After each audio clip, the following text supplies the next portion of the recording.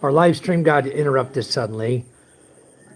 My brother-in-law went to take Ray and Lynn to Kalampang, the port where they could catch the boat and head out to Panay Island. Same port they went to before. They were with James and Karen over here before. And on the way back is when they call it a landing plane. It's the back end of the drive gear. It's the back end of the drive shaft. Hello, Fox. Welcome. You have your drive shaft that comes back, and then you have a landing plate. They call it a landing plate that connects to the gearing of the transfer case. Okay, the rear transfer case, where your two axles come in. Okay, you got two axles coming in. I don't know why this is so blurry. Give me a second. That should be better. That sucks for me if I can't see the screen. But I think I need to clean the camera. I think I'm getting a cold too. Been out in this damn weather so much every night. Let me try to clean this camera screen real quick here, guys. Okay, let's see if that's better. Let's flip it back around again. There, that's better. Okay, hello, Michael Apostle. Welcome. Welcome to the chat. Thank you guys for coming in. Don't forget to give us a thumbs up. Much appreciated. So this morning I started my live feed. Then I got interrupted by a phone call. Thank you, Preston. Good. Yeah, I wanted to go a little earlier. I was thinking about going a little earlier, but then my wife said, hey, we're going to have dinner. I was like, okay, I'll wait till after dinner. And I still got in a little early. That's good. Especially for you guys, so I don't have to keep you up all night long. Anyway, the landing plate at the back of the drive shaft, you have a universal joint. Everybody knows what a universal joint is. It's the joint that allows it to flex up and down, left and right, okay? So that you don't have too much tension by the shaft being just a straight drive shaft. So you have the universal joint, then you have a landing plate. The landing plate collects to the gear of the differential in the back, the pumpkin, in the back of a drive axle, okay, the center part, the big round center part. So anyway, that part, when you put it on, you have a spacer, a nut, supposed to have it like a washer, a thick washer, a nut. You screw that in, then you put a nail or cotter pin through it, right? Supposed to use a cotter pin, but I didn't have any, so I used a nail the last time. And it holds just fine. You just bend it in a loop around it so it can't fall out, right? Well, anyway, I guess the stress of the road was horrible. You'll see it when my video finishes uploading. You guys are going to see what I'm talking about. What a nightmare coming back, towing him back, and the brake rod on the passenger side, the nuts came off, so he had no brake. So we're trying to pull a vehicle that had limited brake. Only the driver's side wheel in the back had brake, could apply brake pressure to it. And that, as soon as you touch it, the tire starts skidding. Okay, the passenger side had no brakes. So anyway, my goodness. I think I snapped the rope like 4 or 5 times. I don't know, you'll see it in the video. Many times I snapped the rope. I was using a number 10 rope, which is like a 1/4 inch, about a quarter, 3/16 to a 1/4 inch thickness, yellow nylon rope. So, hello, Owen. Filipino looking house. Yeah, this is a Filipino house, Owen. You like my place? It's all Filipino, you know, complete with ceiling fan, TV outside for videoke. Yeah, it's Filipino house. You see all the Filipinos in there eating? Yeah, that's a Filipino house, typical Filipino house. But anyway, thanks for coming in. And 1 star. Heinz, thank you for coming in. I just met you on the other chat. Thank you. Thanks for gracing us with your presence. We love you. Yes, I'm in the Philippines, Owen. You guessed it right. This is the Philippines house. It's all made out of hollow block. Yeah, it's a real house, Owen. It can stand up to the typhoon, and everybody comes here. This is the evacuation center for the barangay. It seems like I have a house full of people every time a typhoon comes near us. But anyway, it's built perfect. It can stand up to a typhoon. And I think one day I'm going to change out the. Yeah, you can always recognize houses. Yeah. What gave it away? Was it the gaming, or was it all the Filipinos in there eating dinner, or out here? My brother-in-law, or my yard. Maybe it was my yard, my guayabano tree here. It's hard to see at night. Or my jackfruit tree, my kubo hut with a grill table under it. There's a lot of things to give this house away as being in the Philippines. I'll tell you what, all the coconuts will do that too. Uh, yeah, thank you. Definitely the arch. Yeah. It looks nice, huh? Look at that. Look how thick my beams are. You see how thick that is? That's not a joke. Look at this. It's not a joke. It's nice. It's nicely done. My house is done well. And this is solid tie beams on my house. Solid cement tie beams. That's not hollow block set up to look like a beam. That's solid pour with wood forms, solid pour cement with steel bar. Number 12 steel bar in it. So anyway, it's built good. So back to the Chariot. When you guys, I got the video. I think it said like an hour left to upload. It's a long video, guys. It's almost 2 hours long. But what I showed you is my daughter Micah went with me. We drove out, and you'll see the horrible road we were on. But we drove out and drove all the way to where the Chariot was. He was at the barangay captain's house in Mabuhay, another barangay, down maybe 10 kilometers or a little more from here. And then we tied up a single rope because we were on the road, cement road. We just tied a single rope to it, and we're pulling it with that. Once we got into the dirt area where I needed to go up and down hills, which a vehicle with no brakes is difficult to maintain tension on a rope, as all of you know. So I was having to throttle. You can hear it in the video too. You can hear me throttling. I'm watching the rope out of my eye, watching the rope in the mirror to maintain tension on it while I'm trying to drive through these ruts and mud and muck and crap. I tell you what, it's a relief to get home. There's one hill here close to the house that is so steep. It's about a 30-degree incline. Pretty steep. And I told my brother-in-law, I said, you know what? I said, I can hook the winch on from the front of the 4x4. I could put it on and hook it on the back of the Chariot. As you're going down, we can just lower you down slowly. We'll anchor at the top with the quad and just lower you down slowly down this hill. Or I said, you can try to chance it. You feel like you got enough brakes? He said, yeah, I'll try it. So anyway, there's a hump, the main dirt road that's washed out everywhere. There's a hump you got to go over, and then it goes 30-degree incline down. So I came across the hump just enough to get him up till he was on the flat, and I stopped. We disconnected the rope. I was to the side. He was going to go by me. And about that time, a guy brings his little tricycle, 3-wheeled sidecar, at the bottom of the hill and starts coming up the hill. I'm honking my horn. The guy don't want to stop.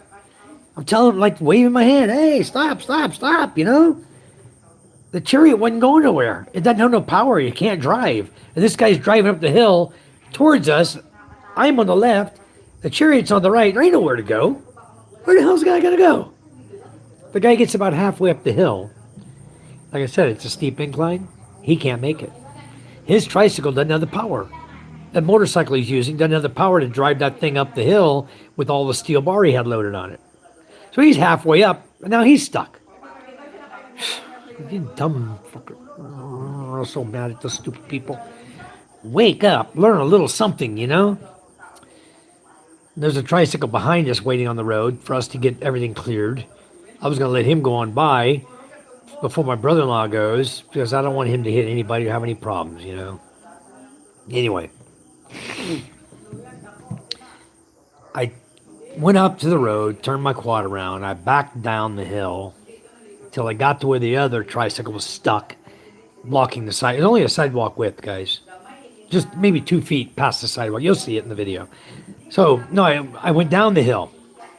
I didn't back up there. I went. I didn't turn around and go that way. I went down the hill, turned around, came back up the hill until I got just past him. I told the guy, tie my rope onto your tricycle, hooked up the rope, and then I pulled him up the hill, got him out of the way. Then the other guy says, I'll just wait. You guys get down the hill. I'll come after you. So then I told my brother, okay, it's up to you if you want to take it down or we lower you down. He goes, all right, we'll try. So he starts down the hill. I don't know if we got all of that on camera or not. My daughter was shooting the video, I think, at the time. I'm not sure if she got him going all the way down the hill because when I went up, I turned around, came back, he was already at the bottom of the hill. So I guess Micah might have got him on camera going down. And the other guy then came down. I went down, then the other guy came down, followed us, and went past.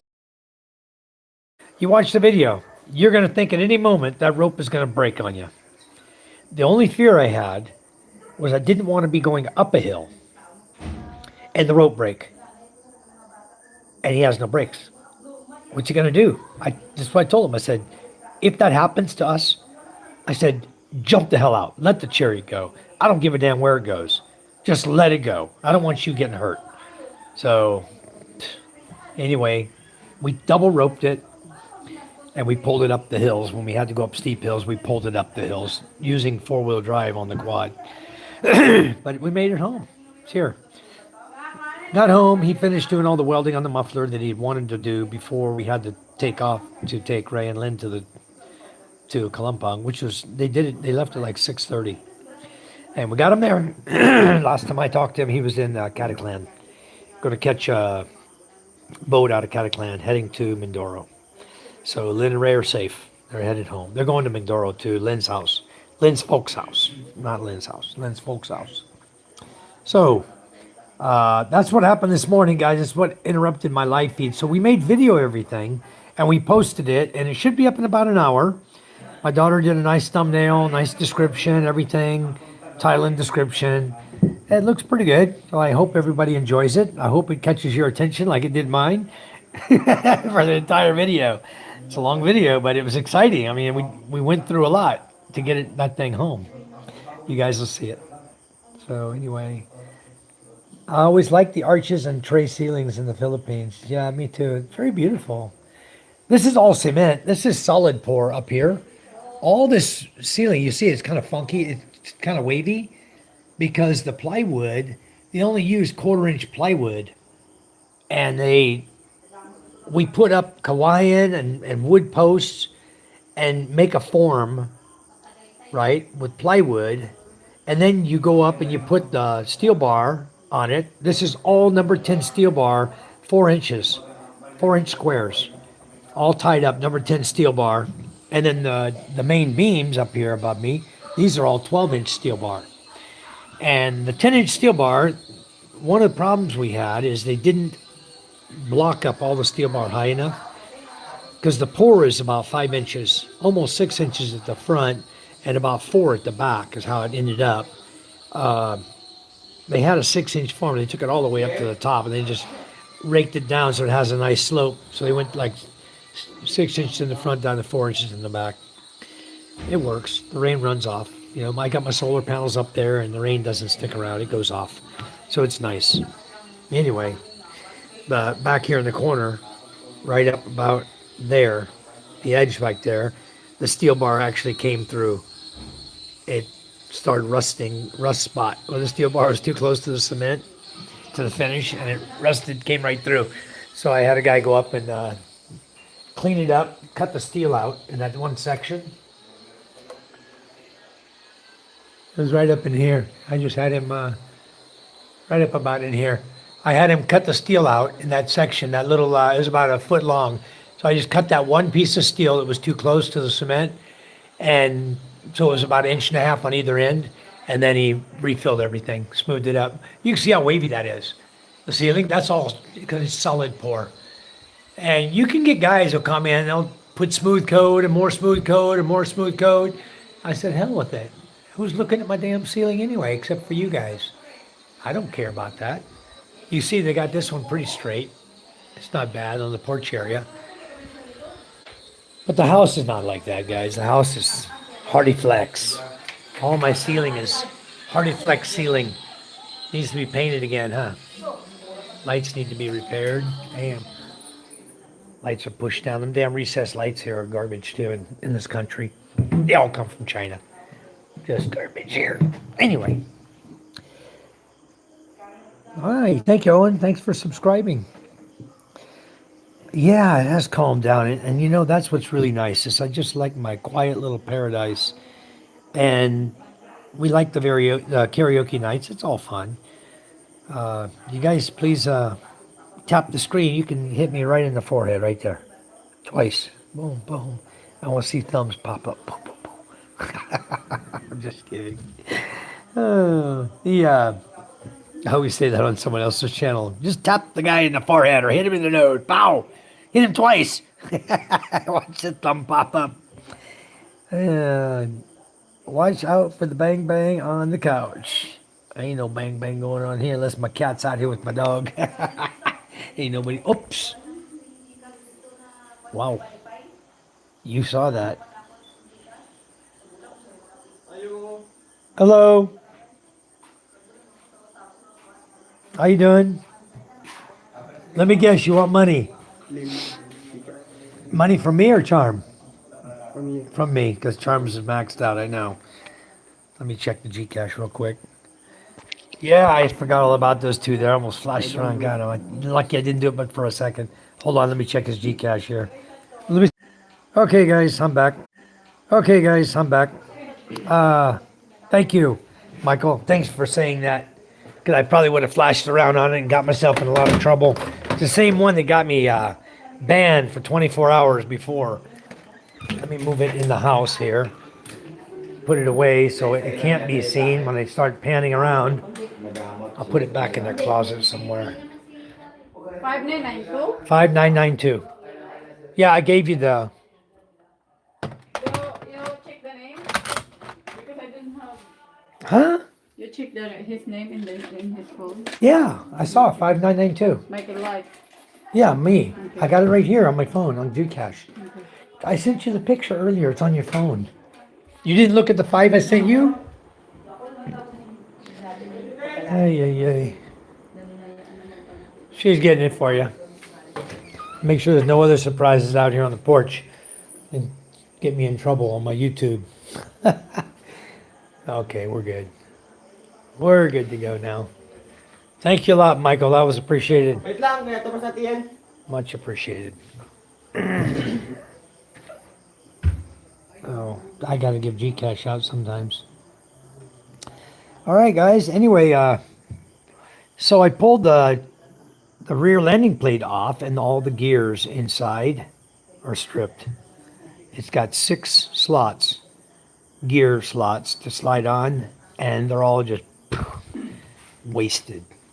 So I ordered 3 new ones today. I don't believe in ordering just one part. Anytime I order more than enough. So I ordered 3 because they've been going out about every, they wear out like 8 months to a year. You're replacing them. This is the 3rd one I've replaced already in 4 years. So now that the bike is getting a little older, they tend to wear out a little faster because the little splines inside coming out are also a little worn down. So it tends to wear them out faster. I saw a flashlight go by. I think it was my sister-in-law walking down there. So we got that done. Chariot's not running. It's repaired, but that one piece I need is on order. So maybe 4 days I'll get it put in, get her done. Get that Chariot back. The quad ran good though, guys. The 4-wheel drive works perfect on that thing. So we really enjoyed driving that, but it was a little precarious. So the party last night was the last of our big parties. Okay, thank you. Was the last of our big parties for a while. All the relatives mostly are gone. We have to go to town tomorrow to drop off some more relatives in Balud, and then they will go to Masbate City and take the ferry to Lucena in the bus like we do. Uh, and there's no beds. Blah, blah, it's the season to be jolly. Sit in the red chairs. There's no beds for them to sleep in. So Stevie says, there he is. Welcome to the chat, Stevie. We're Merry belated Christmas, friends. Thank you, Stevie. Thanks for coming to join us. We had a hell of a party. I'll tell you what. We were partying last night till almost 1 a.m. karaoke. The barangay captain's wife was sitting right where I'm sitting right now. I don't know if he was up here or not. And we had a couple ladies come up. I thought they were complaining about the music. Turns out they weren't complaining. And they wanted to buy ice. But we were out of ice. So we offered them the next best thing. Bring your chicken up here, put it in our freezer, and we'll freeze it for you overnight. So they brought their big bags of chicken up here, and we froze them in our box freezer all night. Froze solid when they got them this morning. So then I guess they're traveling with it. They're taking them back to Manila with them. Go figure, huh? I don't know, maybe they're a bunch of native chicken. Because people, they really like the flavor of the native chicken over the store-bought chicken. So maybe that's what they had, was bags full of native chicken already cleaned. And they wanted to take them back to Manila, so they wanted them frozen when they take them. So it was a hell of an evening, I'll tell you what. I couldn't get Wi-Fi signal downstairs. I still, tonight, the signal's not going past the shed house, past the Kubo, the green one. So I think perhaps the cable is bad, and I'm going to ask a guy I know to run fiber for me. I haven't run fiber down there. Then I'm going to buy another antenna. And I may go to a larger size. That's an EAP 110, which doesn't have a great range. I need to try to find something with a little bit longer range, can put me out in the water, in the ocean and the water. Not just barely off the road 10 feet from the antenna. I don't want that. I'm sick of that. And then the back of my house is a dead zone here. So I've got to figure out a strong enough antenna. I got to put one in the back of the house, one in the front, bigger than the ones I've got, because they're just not doing the job. And it's not a problem with power, because all of them are PoE. They have a little power box, right, to feed power through the cable. And the antenna's lit. The light's on in the antenna, but still not getting good signal down there. So I'll have to figure out what to do. I think fiber's the way to go. Is Ray going to live stream tonight? Gio, I don't know. Ray went, he told me, he messaged me, he was in Cataclan, but he wasn't on at 6 or 6:30. That's why I decided to go ahead and go live, because he never did come on. And maybe he's tired, or maybe he doesn't have data or signal, because he's over in Cataclan on Panay Island. I don't know how the signal is there. But I don't see him online at all. I don't see him online on even Messenger. So he may have his phone turned off or charging or something like that. I don't know. I really don't know the answer to that one. Do I feel safe here? Yes, completely safe. This is my home. It's been my home. I've been here since 2011, 14 years. I feel 100% safe where I live. I used to get the weebie-jeebies when I was riding the dirt road at night, coming back from town, because there were stories that they had hold-uppers on the road before, where they hold you up to steal your money. They'd throw a rope up or a cable across the road, a couple guys, to stop you. And then, of course, it's not easy to turn a motorcycle around and get out of there. They got a rope, you run up on it before you even know it, and here come two guys around you. I didn't want that ever to happen to me, so I quit riding the road at night out there, because it was happening. But other than that, the village here, no, we're perfectly fine. There's nobody bothers you here. Everyone's peaceful and loving. Very, very nice. Hello, brother Steve. Scuba Steve's in the house, guys. If you guys watched his shorts last night, his videos, he put up a whole bunch of them. Steve was Mr. Santa, treating all the kids to money. And he went through almost 2 complete packs of 50 peso bills. All brand new bills. Those kids must have been so happy. I know they were happy when we did it on the roadway here, coming back from Masbate the other day.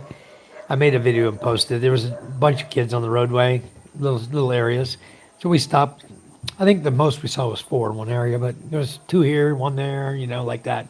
3 little girls. So we always give them money on the roadway. And they're there every night. And we don't go through there every night. We only go, maybe 1 time during the Christmas holiday or twice if we're grocery shopping. So when we did pass, we gave what kids we found, we gave them all 50 pesos to help them out a little bit for Christmas. So Jamie Gayton, I love Happy Christmas from Carol in England. Well, thank you so much for coming in, Carol. We really, really appreciate you. I'm going to put you as a standard moderator here. Is anybody else I'm missing? Oh, JJ Johnson Live. I'm going to add you also. I'm just going to catch up all you guys right now. So if you guys came in with good attitudes, and usually when people do, I make them moderators really quickly. If I don't know who they are, and the people who I do have doing the vetting tonight, they will tell me. We have a way of telling me that they know who this person is, if he's a good person or not. Owen the Goat, where are you from, Owen?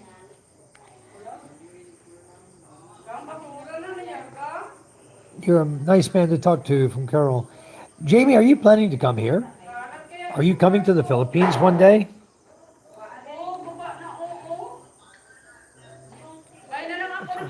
That's Mike, what happened to the Rusi? Last I saw you live, you got a call that it broke down. Yeah, Steve, you came in the chat just a little bit late. You know what you got to do now, huh? You got to either wait for the video that'll be up in about 40 minutes, or you go back and start your live feed over, or I just tell you what happened. Let's go to the latter. So, Steve, since you're late, I'll explain what happened. Real brief, quick for you, okay? The gear that goes on the spline on the rear axle. Okay, you got a rear axle with a pumpkin, right? There's a universal joint and a gearbox, a little landing plate, they call it, back there. The landing plate was stripped, so he had no power. When he gave it gas, it was just spinning on the shaft. It wasn't connecting and engaging. So he was dead duck. Okay, so he has no drive power, so he can't use gearing to slow himself down or help himself out, use the clutch and gearing, okay? So that's out of the question. Then the brake bar on the passenger side at the back, you got 2 brake bars, one on either side. The one brake bar, the nuts came off when he was driving it. Somehow, those are brand new bars. I put them on, I tightened the hell out of them. And they're double nutted, inside, outside. Somehow, one of them came loose. So he pulled it off. So we only had one rear brake, and the front brakes, Rusi Chariot front brakes, Steve, they don't work. There ain't no brake. I mean, you can grab a hold and squeeze as hard as you can, your Chariot's still going to move. Anyway, so the front brakes are useless, the back brakes were useless, so we had very little brake.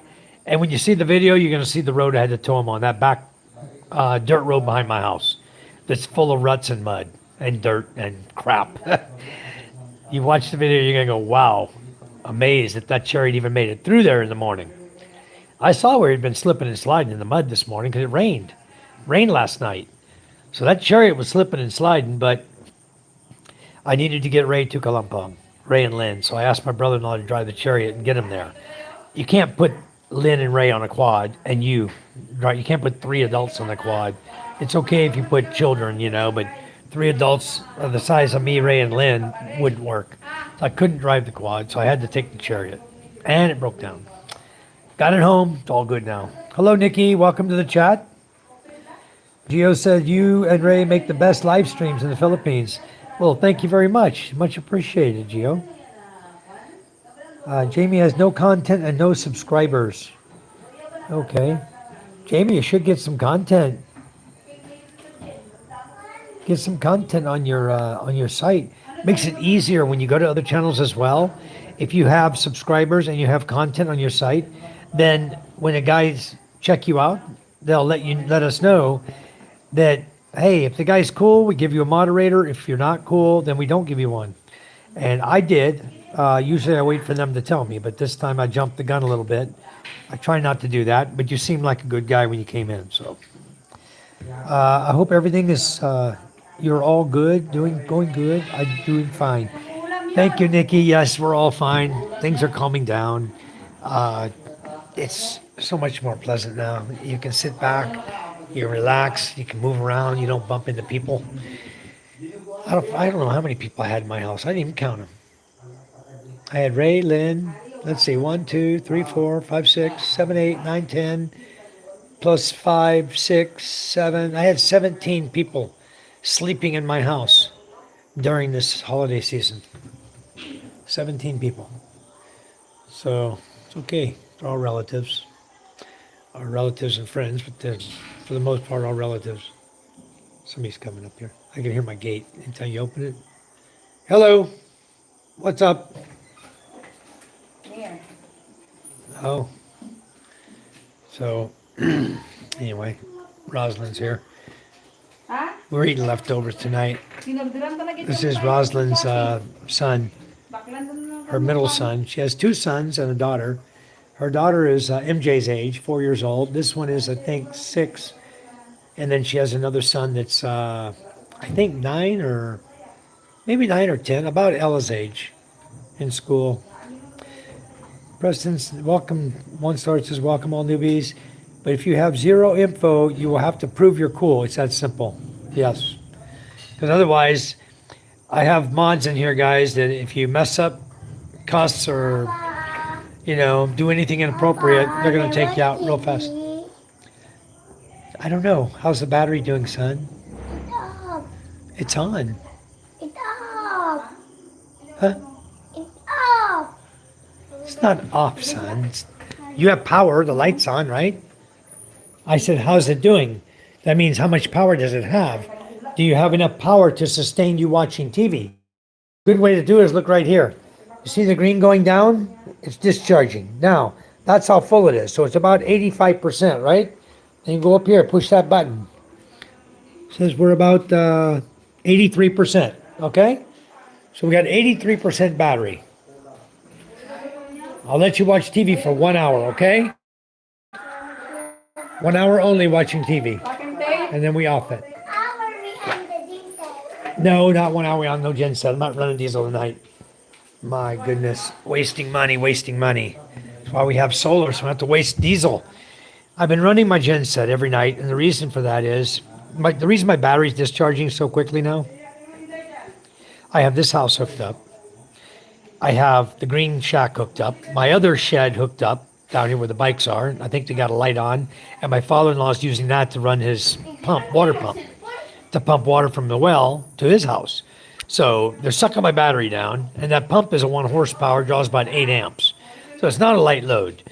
Then my grandmother's house, next to my father-in-law's house, the grandmother's house, is using my power to run the fans and lighting in their house. And then we got another power line going all the way down to the captain's cabin, I call it, the other cabin down the other property. Got power there now, full power. And then from there, I got an extension cord running to my brother-in-law's house. And he's running off my power, just fans and lights. But you add up 6 houses together, it's a lot of power. No wonder I'm down to 83%. So every night what I was doing was I was just onning the generator at about 5 o'clock.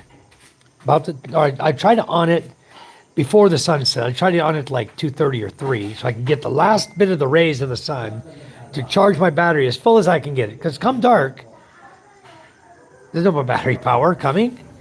It'll only discharge. So I just leave it, keep running the generator until midnight. Last night I ran it to almost 1 o'clock in the morning. And every 2 hours I go out and put water in the water tank to make sure there's plenty of water in it. Well, that's what I was saying, run the gen set. No, I'm at 83%. And maybe at 9 p.m. or 11 p.m., I may just flip the switch and turn off all the power to all the other houses. All of them. No fans, no lights, no nothing. Because my battery will be in the 20s by morning. If I only run one aircon here in my bedroom, so I can be comfortable, it'll be down just above the 20 threshold, which is the cutoff the alarm goes and it shuts off the solar, then nobody has power.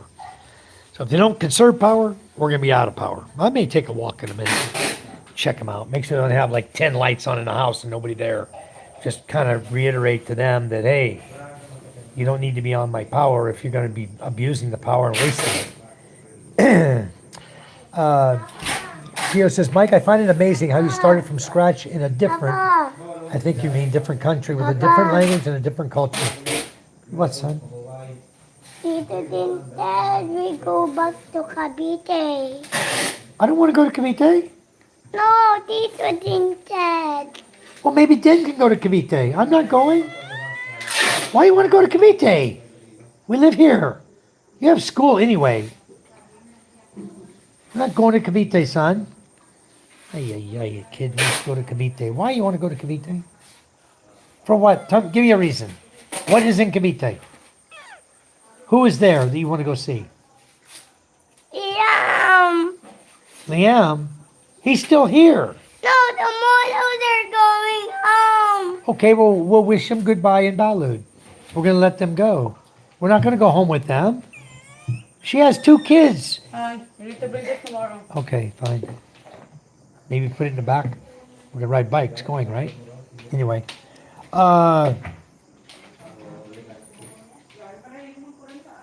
Yeah. Gio says, I find it amazing you started from scratch, different language and different culture. Yeah, it's a tough thing to do. But if you have a good head on your shoulders, you'll be able to handle it. You just don't let pressure get to you. Remote. Go ask your sister where's the remote. Papa, they're not what TV. Well, son, I think you need to go look for the remote and find it. You want me to go find it for you? Under to the bed. You think it's under the couch? Did you look in the couch pockets? Goodness gracious. I never get peace anymore when you have kids. Always got to take care of the kids. Okay, who's got the remote control? You look in there? Whose clothes is all that? Get all that clothes out. That's not a place for clothes. Dirty clothes? You guys see the remote anywhere? No remote? Charm, you see the remote?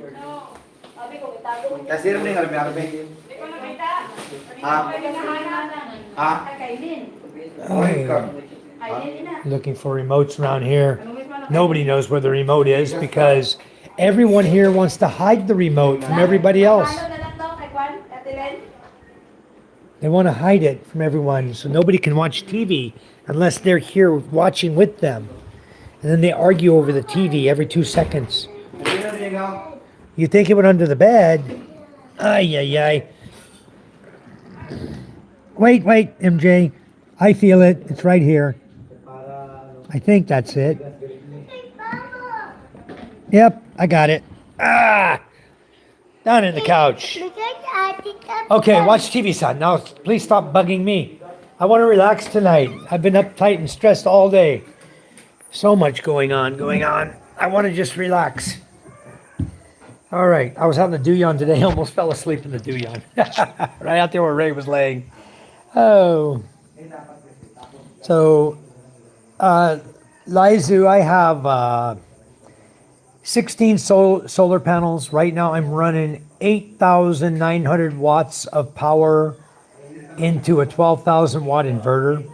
And I still got to bump it up. I'm going to put about 15,000 watts of panels. I'm just trying to figure out where to put them all. That's a lot of power. I was thinking to go up in size to 610 watt panels so I can gain a little more power. Charm, where's the charger for my phone? You have your black cord I can borrow? May I borrow I'm that? charging my phone. Oh, you're charging. Yeah. Ay, ay, ay. Okay, is this type C to type C? Yep, but it's broken. Why don't we throw these things away? It's not working, huh? We need to throw it. Okay? That one's definitely not working. Look at this. It's got one end. I need junk around here. Where's your charger? Your original. Good question.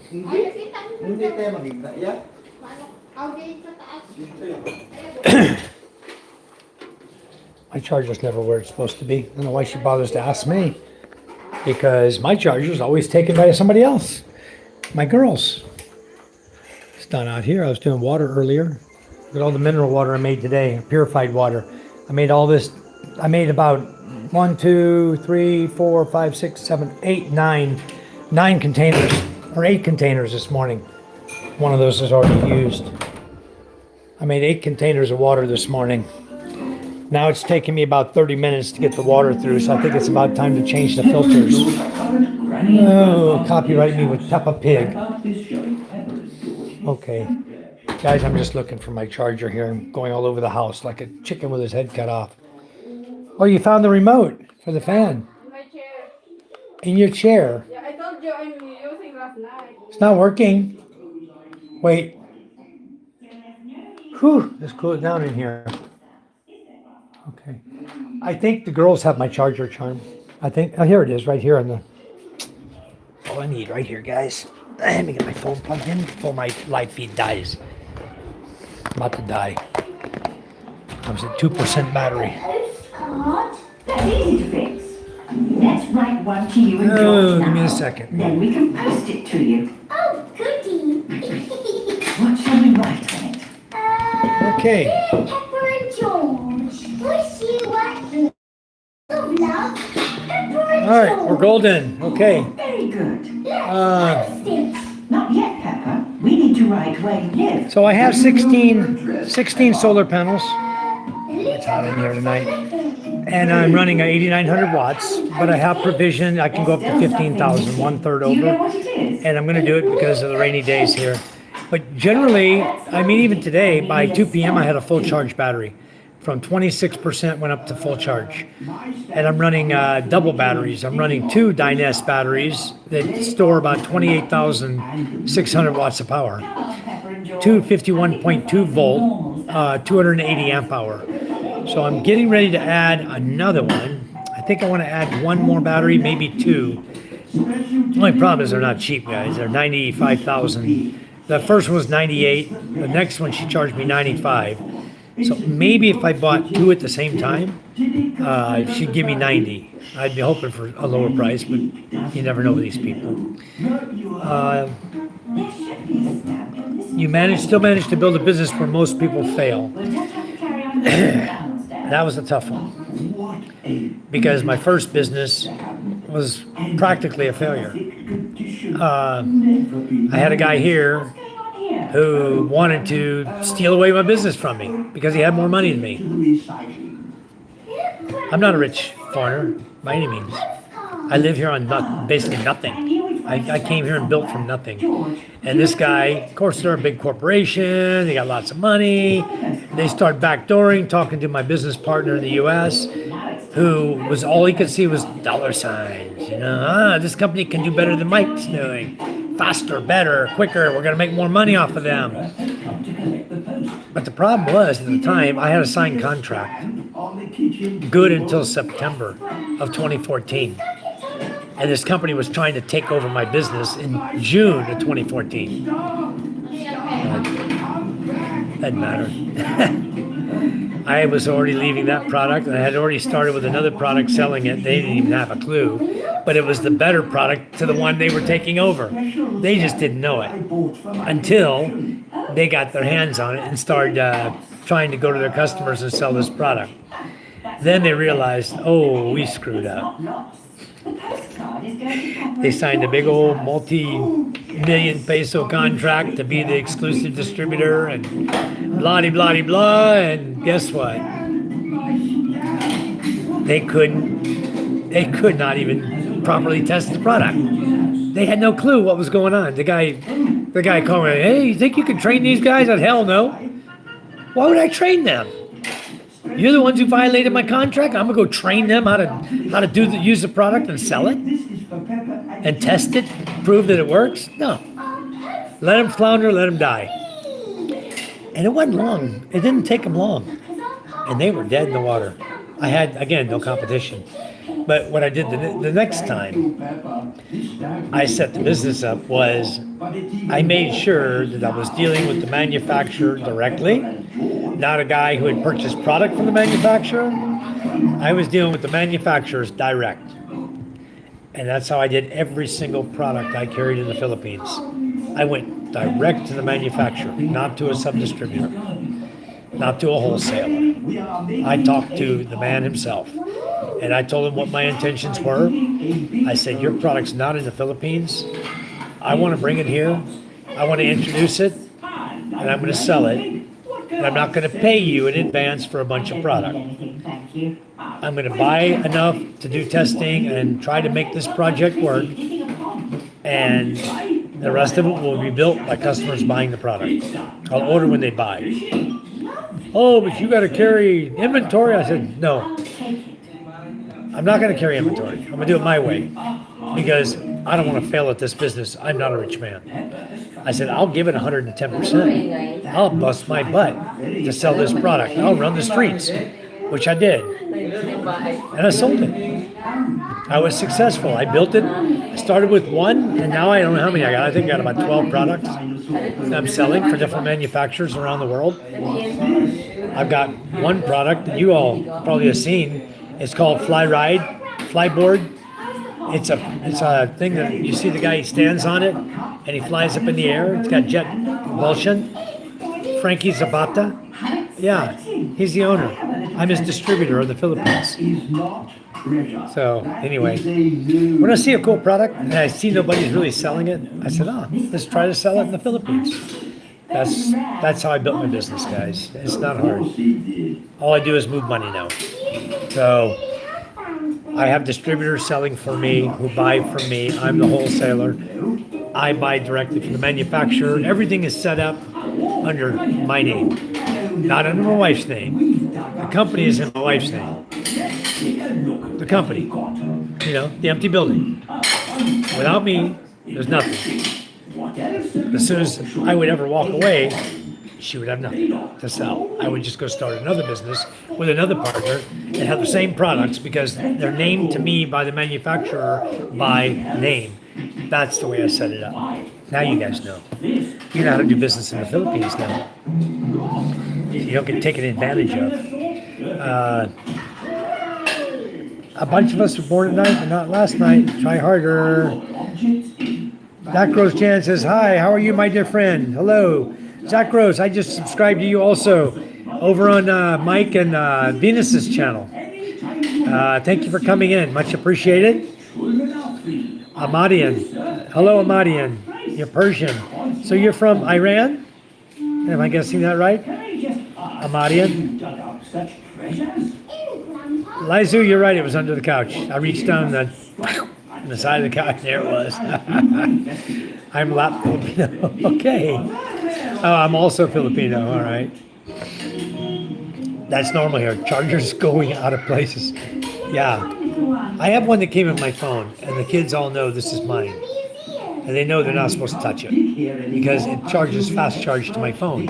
I love that. I can get a fast charge. And it's a brand new phone. I bought an Oppo Reno 14, which is the picture on this thing is outstanding. I mean, you can see every hair on my head. You see all the gray coming through the red, The picture's outstanding. Beautiful camera. 50 megapixel. Front and rear. That's nice. President Michael, please slow down. I'm modding the people. Okay, we'll do. Dagger says, good luck to you, JJ. Hello, everyone. Hello, Michael and family. Hello, JJ. Hope you got a little rest today. Sorry I woke you up so early this morning. I apologize for that. I wasn't even thinking time. I was just thinking, I need to give JJ a call. Sometimes I do that, My brain's not working. My brain's not thinking properly. So, anyway, I enjoyed our chat this afternoon, JJ. Much appreciated. Zegros, please hit the like. Yeah, amazing shot. Zegros, what are the arrows? What are the YouTube arrows for? Love from Carol in England. Okay, Jamie, thank you. Jamie, put a picture up on your name. Go to your channel, put a picture up. Michael is his own boss. He bends over for no one. I don't. I do it my way. That's why I like the song My Way. I sing my way. And sometimes I even change the lyrics because I want it to be my way. I always mess with my wife on that one. Please, yes, all of you guys who are new came in, please tell us where you're from. Much, much appreciated. Like Jamie's from England. Love from Pearl in England. We like when people tell us where they're from because maybe we can relate, you know? People like us have been to England, been to Scotland, been to England. I only went to Portsmouth and I was only there for 3 days. So that's the only place I've been in England. I've been all over the world, a number of countries. Just that's the only place I've been in England. Hiraya, hello, welcome back. Automatic, like, bro, Mike, good evening, bro. Hope you're fully rested. I'm okay. I didn't rest all day. Well, I tried to. I almost fell asleep in the Duyan. Duyan's not a good place to sleep. Those ropes, they don't feel good. I didn't have a pillow or blanket or nothing. Just laying on those ropes out there. My neck hurt. I ended up putting my hands behind my head like this so that my neck wouldn't hurt. You know, I was trying to sleep, but never mind. I got up. Zagros Jam. What is with the angry face, Zagros? Where are you from and who are you? Questions are the energy savings. That's right. Elijah says you're basically the first and last pillar of every company or work you do. Amazing man. Thank you. I try to get things done. As we used to say in the U.S., get her done. Get her done. HVAC improvements are either soft start kits or hard start kits. Yeah, that helps too.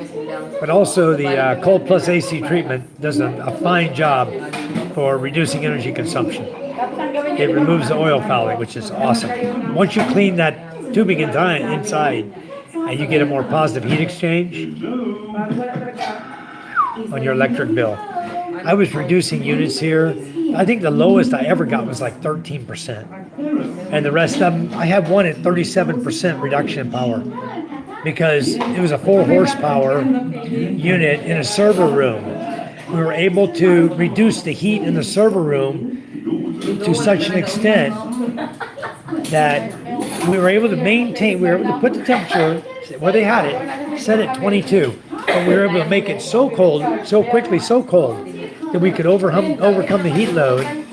And we reduced it overall was 36.9% reduction. All proven, all data log tested and proven. So you guys that work on air cons or have air con in your home, the most important thing you can do, guys, I'm going to just name the one most important thing you can do. Keep them clean. Keep the filters clean that are easy to clean. Like just pop down the cover and clean them.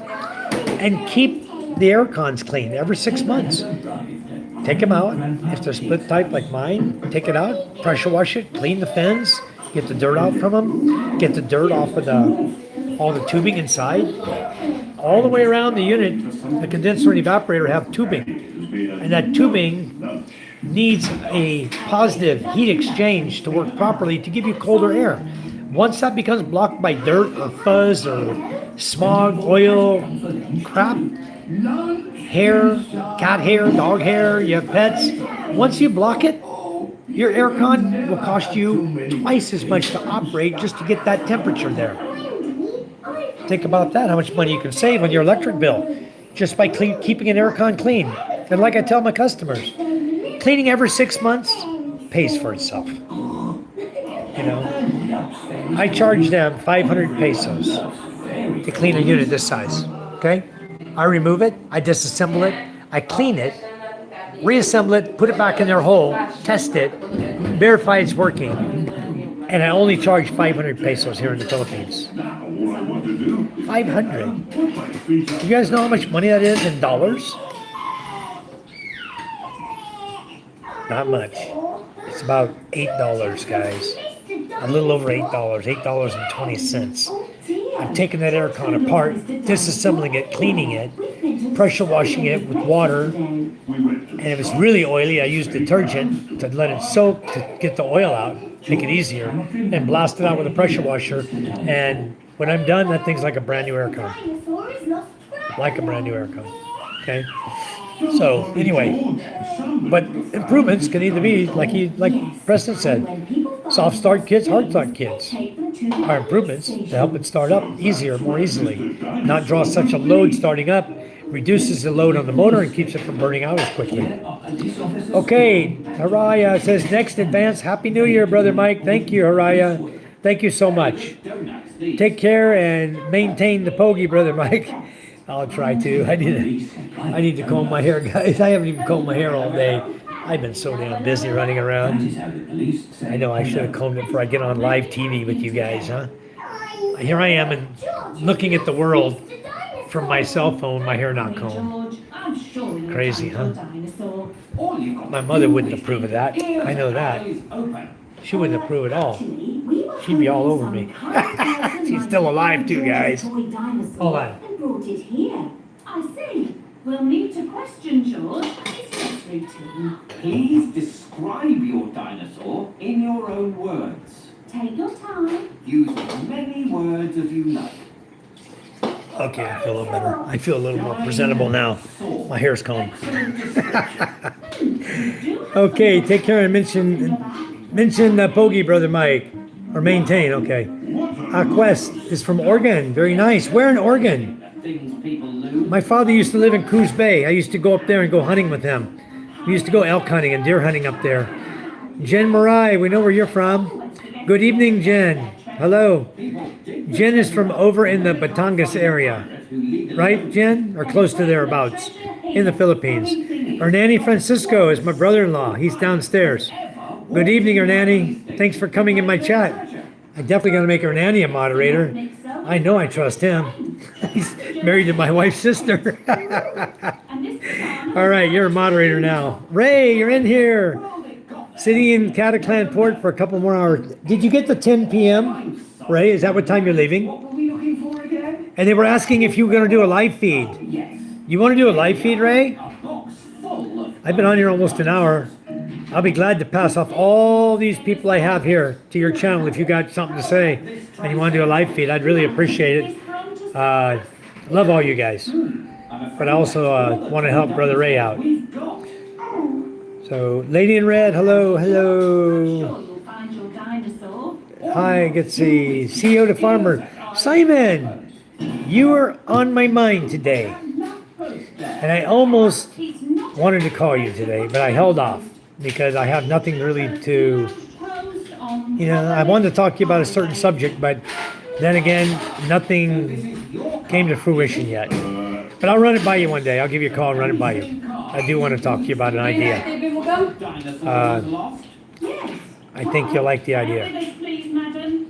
I did talk to a couple of key people today, and we'll keep it small and close to our chest for now, and then hopefully one day we'll be able to share it with the whole world. Kelly Quinn, wow.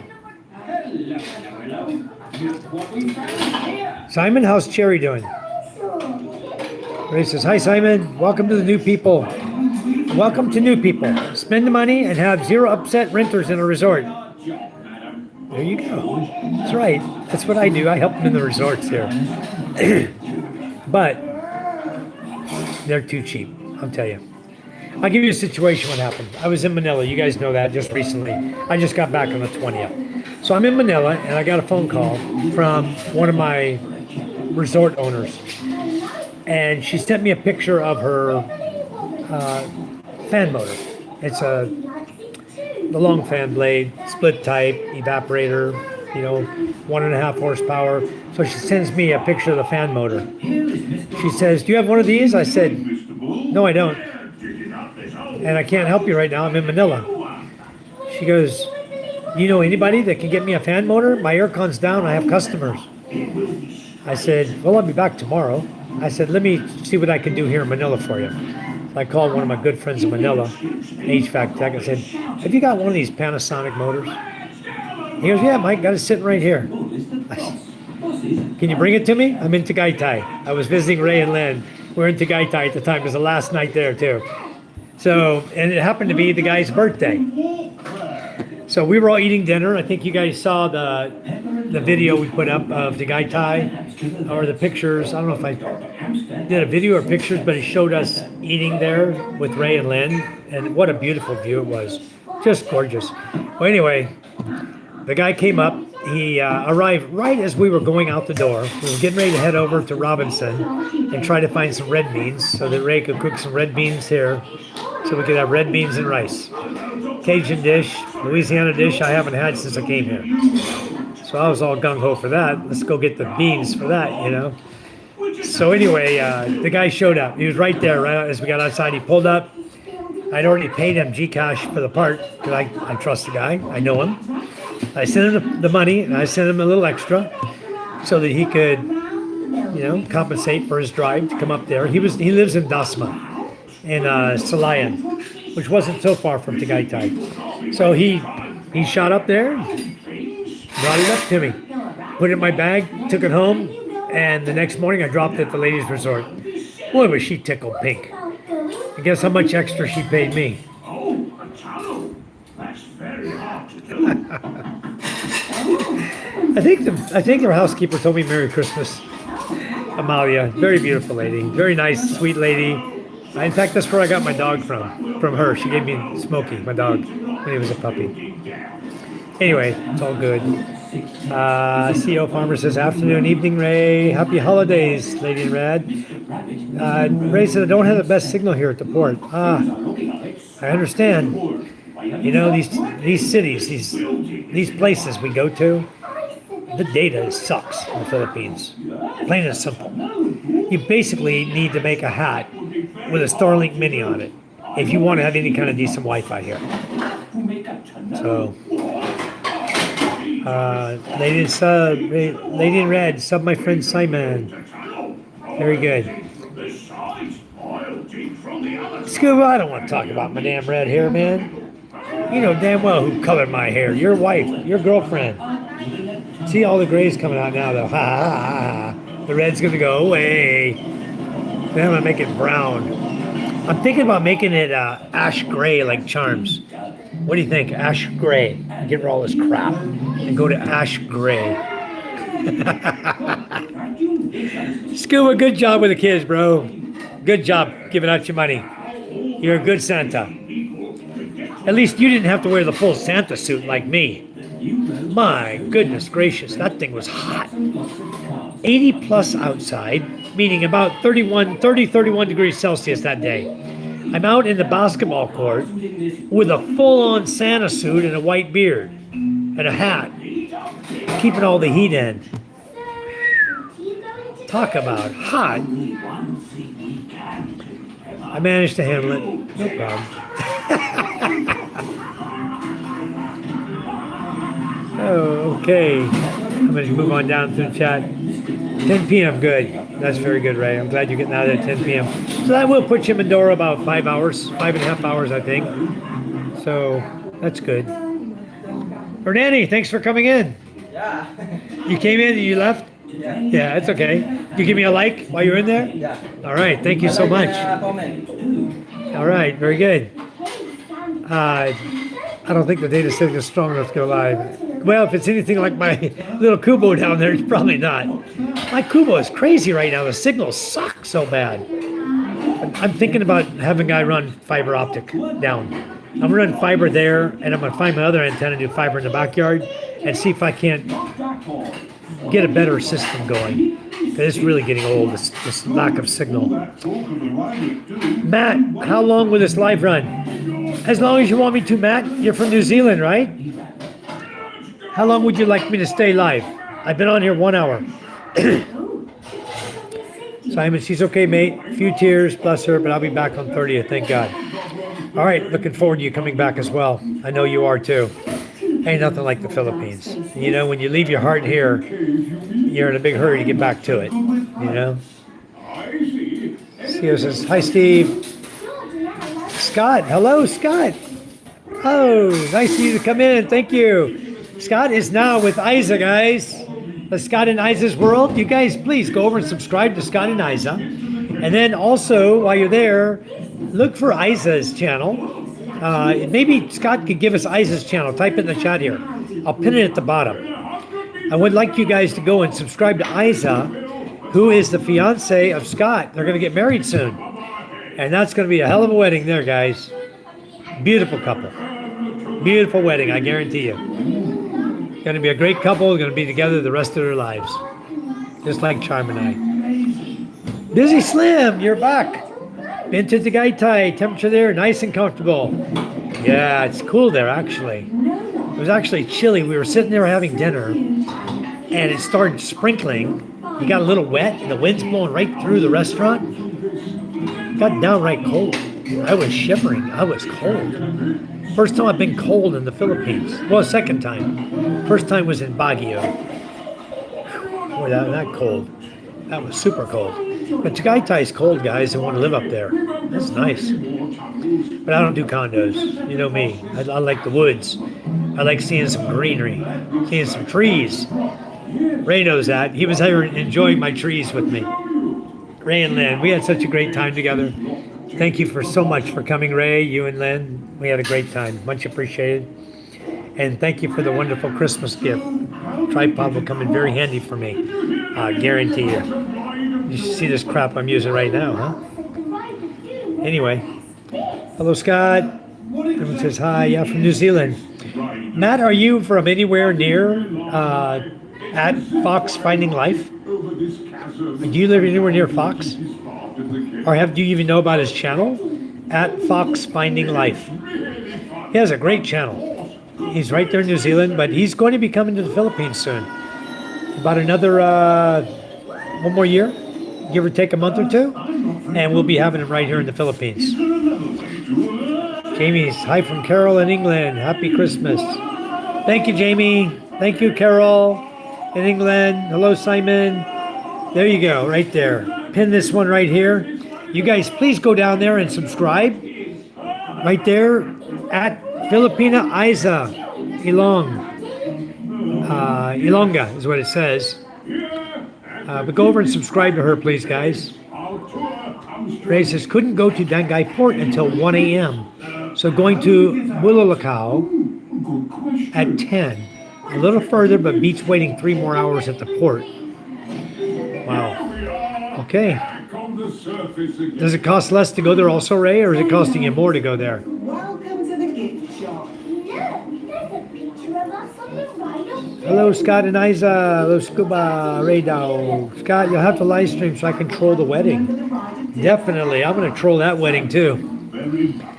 We'll be there. I think you should have both channels going, Scott. You have both going. And we'll go on both of them. And we'll troll you. Busy Slim, I was only there for a day. I think I could live there if it wasn't for the house prices. Yeah, I agree. It's a little pricey to live there. Besides, I just can't do it. There's a lot of greenery in Tagaytay, and it's a much cooler place to live. But I'm not going to pick up from where I am just to move to Tagaytay because it's a few degrees colder. Okay? If I want to get cold, I go out in the ocean. Go swimming at night. When you come out, you're shivering. So I prefer having the ocean than having a view of a green grass, right? I know that's what I prefer. Ray says, Scooby Dog. All right, guys. Anyway, I guess I am at the end of my chat. Unless you guys bring up some more things to talk about, we can enjoy. I'd like to see 30 thumbs ups. We got 29 right now. We're right there. It's much, much appreciated, though. Brian, good evening. Brian will be number 30. Watch this. And then he'll take it away and make me back to 29. Welcome, Brian. Thanks for coming in the chat. Good evening, good evening. All right, guys. Anyway, we were just about to shut down, Brian. We were discussing the day's events. A Chariot breaking down, which you guys will all see the video real soon, coming up on YouTube. It's a long video. I can tell you in advance, but it's exciting. And there's never a dull moment on that road, as you will see. It'll keep you glued to the screen. Wow, what a trip. And I know you guys are going to enjoy it. I'm not just saying it to plug my own channel. I'm saying it because it was a tough trip. And when you're doing it with a vehicle that doesn't have any brakes or very little brakes, and you're towing them behind you up and down hills, and the Chariot rolls faster than the quad. I can tell you that right now.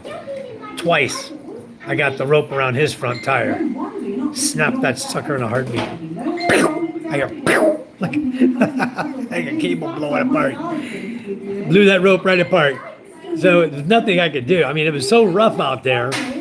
But you give a little tug, the Chariot moves, and you got to slow down for ruts yourself. And you're bouncing up and down and going slowly, but you're still bouncing, and you can't keep the rope tight. The Chariot runs over the rope. Ah, dang it. Here we go again. I think we broke that rope 4 or 5 times. You guys will enjoy it. It's a fun watch. I didn't record it. Micah did. She was sitting on the back of the Chariot, or the back of the quad. For a while there, she was facing backwards. For some time, she was holding it, the camera back like that. I told her, I said, get the countryside. Let's see those beautiful rice fields, that big pond out there with the cows laying around the pond. I said, let's see the countryside too, besides just the back of the front of the Chariot we're pulling, you know? And I was watching the Chariot rope through both mirrors, depending on which one was clear for the rope. I was like using peripheral vision right on that rope the whole time. Watch the rope, watch the road, watch the rope, watch the road. A little stressful, but it was fun. Got her done. Chariot's sitting right here. Ray says, I was going to film the trip to the port, but every time I pulled my phone out, we hit a bump. Oh my God. Wouldn't that have sucked? Because I know you're on a tricycle, right? That would have sucked to lose your phone. When I'm on the tricycle, if I want to video record, I grab that sucker better than a vice clamp. I hold my phone really hard because you're always hitting bumps. It's bouncing all the time. And God forbid your hand should hit back against the tricycle and knock the phone out of your hand. You know? I always hang on really, really tight when I'm on the tricycles. That's very dangerous for that. Brian, what have you been up to today? Oh, in the Chariot. Oh, God. Ray, when I went to rescue him and I saw that road, I could see where you guys were slipping and sliding in the mud. I could see the tire tracks. So, but it's the best thing we had, you know. We could have gone, it would have taken a lot longer. We'd probably had you late to the port and not be able to catch your boat if we'd gone to get my truck and gone around the long way. Because that's a 45-minute drive from San Antonio to get to Kalampong, 45 minutes to an hour. But yeah, he went down the coast. He just followed the coast straight down. And that's the hard way. That's the rough way. But actually, for the Chariot, it's better. I can't take my truck through there. I did the other day. They have vines sticking out with these long thorns on them, sticking out in the road. So far that if a truck goes through, all you hear is as the vines are scratching my paint job, both sides. I was like, damn, I'm not going down that damn road again. And potholes. Chariot's good. It's narrow. You know, it's like 4.5 feet wide or whatever. Very narrow, can go right through there. They never hit a vine one. But a truck, never again. Not till that road is completely cemented and those vines are gone. Oh, it was horrible.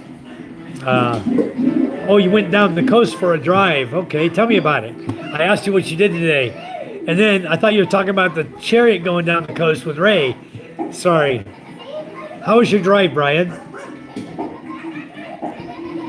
Ray said, it was all good. I wanted to get Lynn to see her family. Yeah, I know. We appreciate her. She needs to get over there for her Christmas time, too. Get to see her family. Hot, muggy day here. Yeah, about the same as what we had. But at least you got to go down the coast. Was it cool down the coast, or were you running with aircon? Or do you have a rag top? Put the top back. Traffic. Traffic always sucks too, you know. Hello, Ellie Bia. Ellie Bia. Aren't you a pretty one? Ellie Bia 23. Thanks for coming into our chat. We're in the Philippines. Where are you from?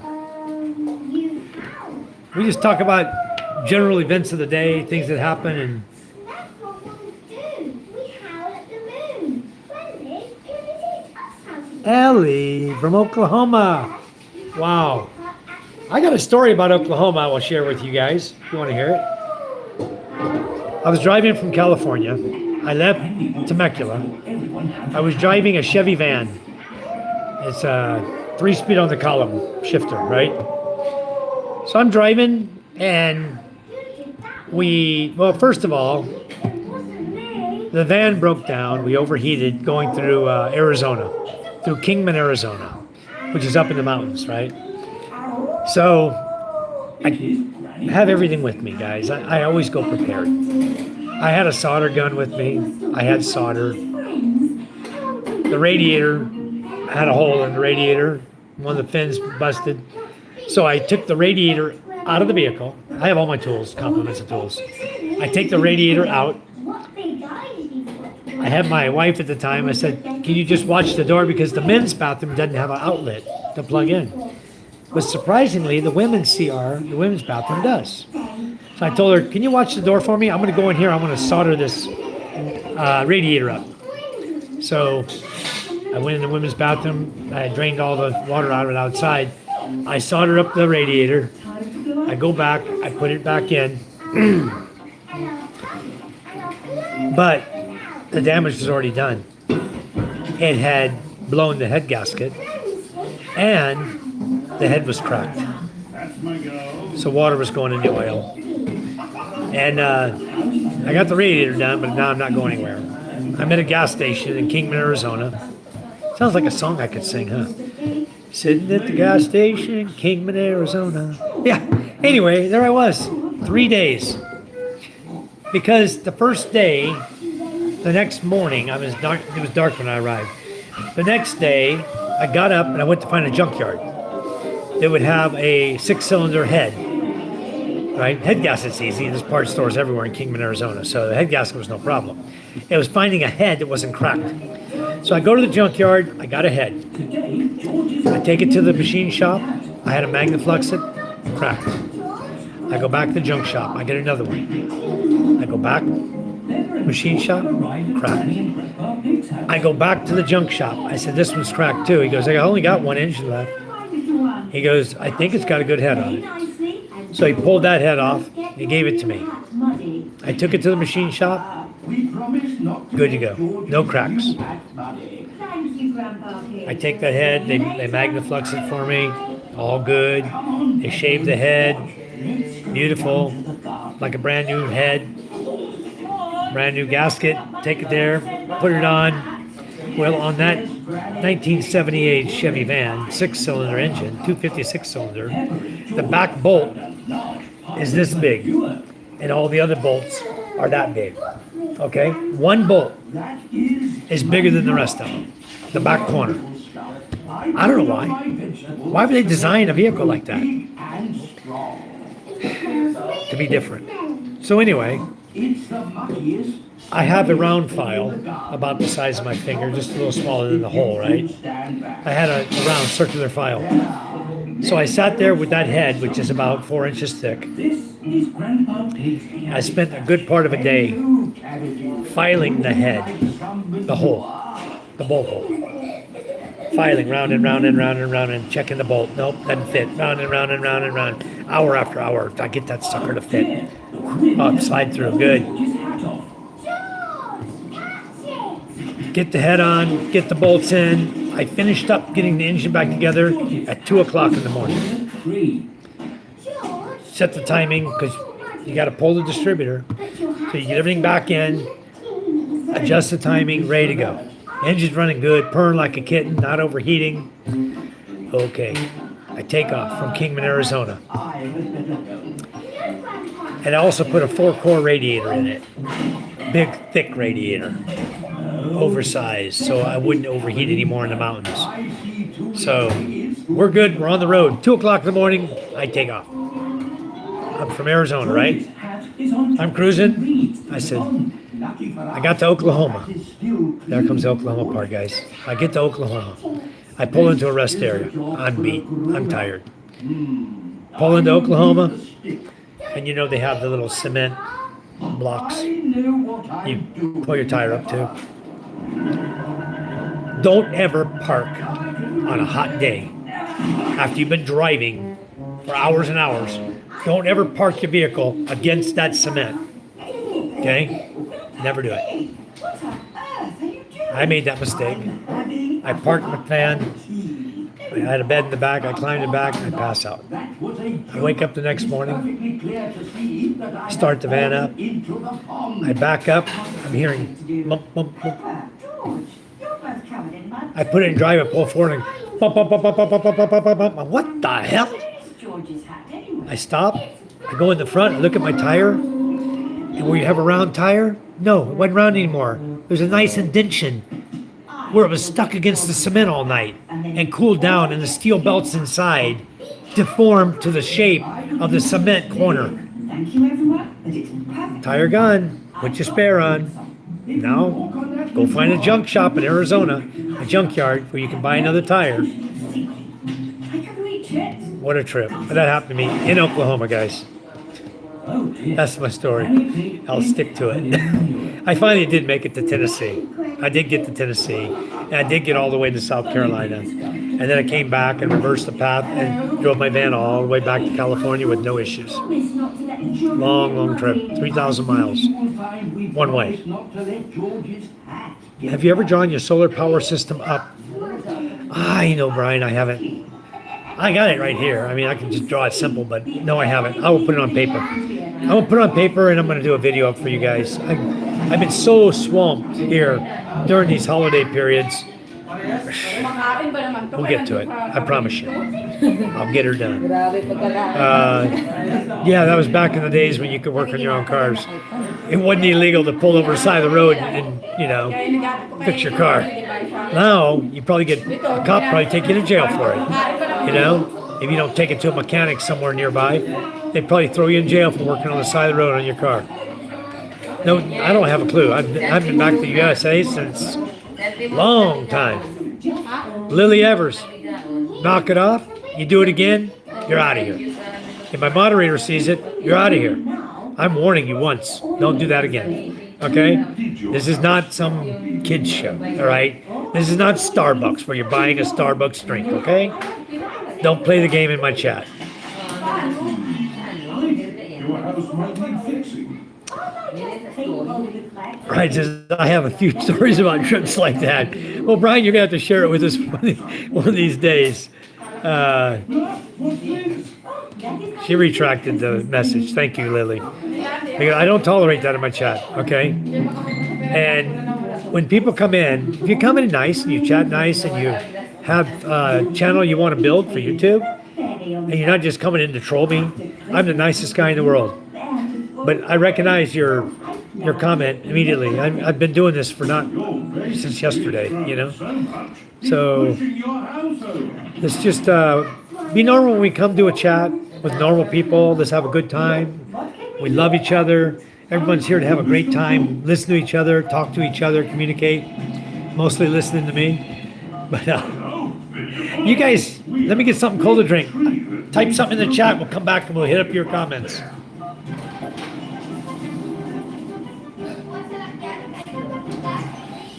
Where's this tree then? Nothing cold in there. That's a mighty fine tree you have there, Madam Gazelle. Strong roots. Yes, but it's pushing that house over. Oh, yes. Let's chop it down. Ew, my poor tree. No! I saw something living in a tree. It was a little animal. In that case, I must take a look.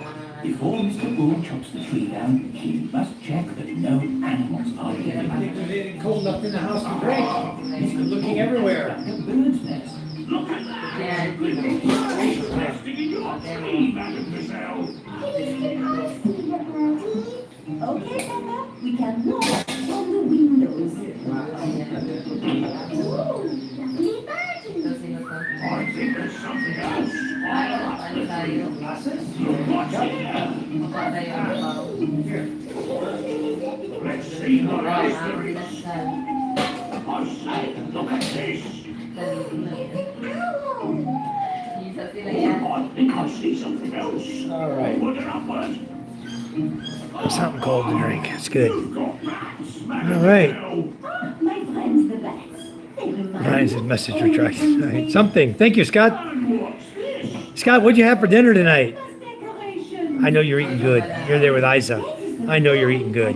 On the little Ray says this isn't a kids channel, okay? But It's something is it for immature adults? Of course, Ray. You're in here. You're in the right place. Love you, Ray. Yeah, look at that. Wow. Merry belated Christmas from Phoenix Lightning. You must have been really busy. We haven't seen you in a few days. Thank you for coming in, Phoenix. Thank you so much. Bart, how you doing? Hello, Bart. in the tree. Ray says, Merry Christmas, Phoenix. Brian said, we used to be professional kangaroo shooters. Me and my brother had a Nissan G60 SWB as a shooting rig. That's cool. That would be fun. I'm sure that is really fun. wonderful. I have always wanted to It's hard to hit a hopping target, huh? Thank you, Evan. You know, I know how rabbits are. You wait for them to come above the grass and bang, you get them. But kangaroo, I can only imagine. He's a bouncing. You got to time that crap just right to get that bullet into him. Oh, well, thank you, Phoenix. Thanks for coming in. Much appreciated. We love you, Phoenix. We hope you're good. We hope you have a wonderful New Year's. Journey for work. Very good. Work. It's a long way by train. You just stop and the battery's dead. Dead cell in your battery, huh? It won't be fun. Cheese, quesadilla, and a mango shake. That sounds terrific, Scott. Wow. Will it is one or trash? No, it's all good. Huh? What happened? Why is it torn? I don't know. I think it sounds lovely. Yeah, I need all this. Miles away. I gotta recalculate all of David's crap. Please, Daddy, please. My distributor in the Philippines had an issue again and can't pay for his order that he had me write up. I feel like I just wasted half a day of my life writing up all the pricing for everything he wanted to order. And they had no money to pay for it. It's a long journey, so you'll just have to be patient. Why not sing a song? That's a whole story right there. But I'm not going to get into that one. At 8, they stop to eat and bite. Oh, at night, they stop to eat. Ah, that's when you get them, huh? So they call that poaching in Australia. If you shoot them at night, Tomorrow morning. we would swing on a crank handle for hours in the dark. So you had a crank handle start on your Nissan. Your motor would go dead, and you had to hand crank that sucker. You know, the only car that I ever saw in my life that had a hand crank, my stepfather, had a VW bus, and he always had to hand crank that sucker, especially the cold mornings. We lived in Washington State, and the minute it snowed, his battery was no good. Always out there hand cranking that sucker. I've seen a few tractors hand cranked, but I didn't know a Nissan had a hand crank. Ah, you are Mr. Pig? Well, what I'm wondering, Mr. Pig. that might not be a bad idea. Our concrete. Yes. I've got that 4-cylinder diesel engine out here You're working concrete. for my boat. I was thinking about putting it in with an electric starter. Right now, it takes 3 guys. They wrap a rope around the pulley. 3 guys pull that engine to start it. And I'm thinking I was going to put an electric starter on it. But now that I think about it, maybe a hand crank, if I could somehow release the cylinder pressure like I do on my generator, and then just pop it, hand crank it, get it moving, and then bump, bump, bump, bump, bump, bump, bump, start it. Might work, huh? It wouldn't start until the sun came up. Wow. You know, Brian, you know what I'm thinking? Was that your brother or your girlfriend? Was that your excuse, or was that really happening? Was that your excuse to your dad? The truck wouldn't start, so we couldn't come home, and you're out there boom to boom with your girlfriend, looking at kangaroos at night?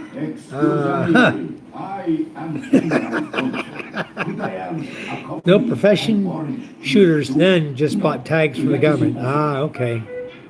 We got your number, Brian. You're out there watching kangaroos in dark, your truck engine dies, your battery's dead, it won't crank till it gets daybreak. What do you think we're supposed to think? Anyway, I know it's true. That's your story, you stick to it. I just keep down everybody's mind. Greg says, what does kangaroo taste like? You can shoot him, but you need tags to sell the skins. Okay. Lovely. What do we do Yeah. now? Boy, you know, the USA has gotten so strict. So we can take the train. Everything about game, about fishing, about everything is so strict now. I was watching the show. The game warden walked up to the guy. He's got his fish on a line in the water, keeping him alive. He's still in the water. He caught him, he put him back in the water. Even though they're on his line, but he didn't put his tag on it at the time. But he's keeping the fish alive. And the game warden nailed him, a big hefty fine. Children, are you ready to see I don't want to be in the USA, guys. animals? Fishing here, I pay 300 pesos a year Wild animals. to register each of my boats. Don't worry. And now they even give like 25,000 peso insurance when you pay that 300. You don't have to pay extra. It's free. It goes with it, with the registration. Okay, 25,000 pesos insurance. But it's something, and it's free. For 300 pesos, where can you get a boat registered and insurance on it? But the restrictions here, there's no fishing license. I'm out here fishing all the time on my boats. I don't need a second rod stamp No. or a third rod stamp. It's not illegal to fish with more than one rod. I use 6 jigging lines at one time, jigging for poussette. You know, I'm a pulling those lines. You imagine if a game warden was coming here from the U.S. He sees you out there with 6 jigs going at the same time.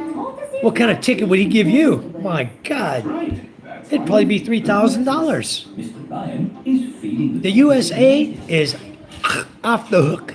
Crazy, stupid laws. All animals. Really ridiculous.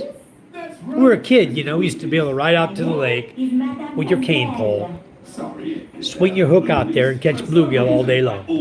Once in a while you get a bass, you know, and you didn't have to have a license. And all of a sudden along came this, we need to make money off these poor little kids who are out here fishing with more than one fishing rod. We got to size their bluegill. If they're not over this big, we're going to give them a fine. If they don't have the little black on their gill, they're going to get a fine. They caught the wrong fish. I had a game warden come up to the dock one time at the Navy base. We used to rent boats. They used to rent boats to sailors at the Navy base for going fishing out in San Diego Bay. We were out there. I was out there with my little nephew. He's like 8 years old, 9 years old. And he caught 2 fish. First 2 fish he'd ever caught in his life. I said, go ahead and keep them. Yeah, they weren't big. Maybe 8, 9 inches long. Little bass. They needed to be 12 inches long. That's the law. I'm not going to deny this little 8, 9-year-old kid to take the 2 first fish he ever caught in his life back to show his parents, you know. They're proud of him, you know. Thank you, Mrs. Crocodile. I told him just put him in the cooler. I get to the dock and here's the game warden. Check my game. $460 fine for 2 illegal fish. I can see it.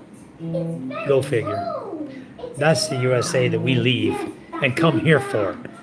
So we can have the freedom again to go out here with our cane pole and chuck a lure in the water and catch a fish and not have a game warden stand over top of us.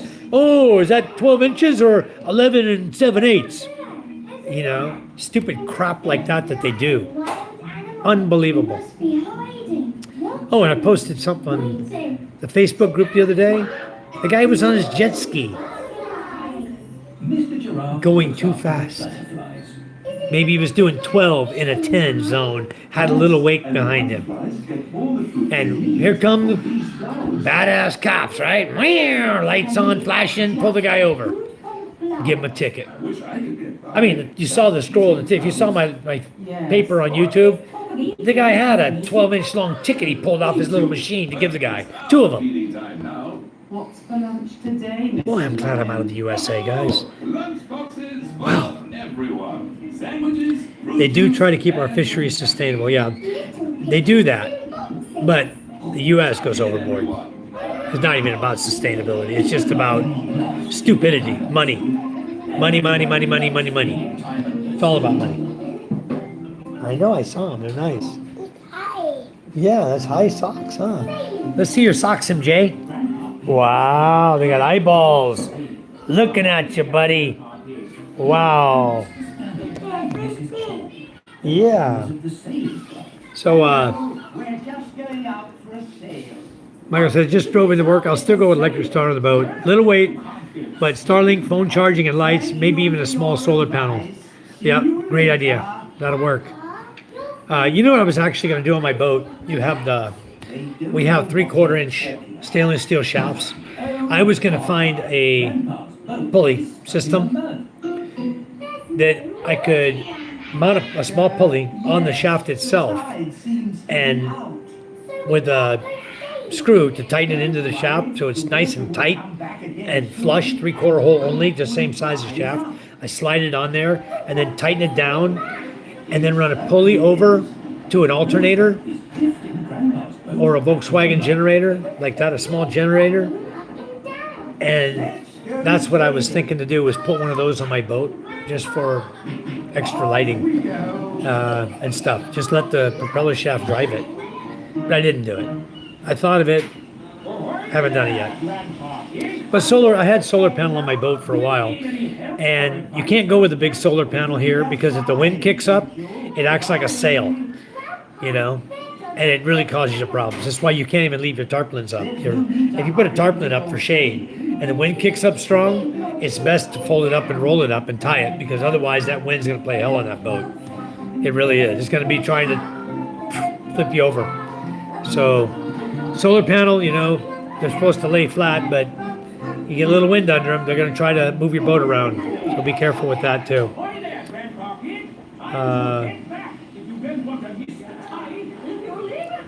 Yeah, I understand they're trying to keep everything sustainable, but I just don't like, I guess I just don't like the law and the way they do things, you know?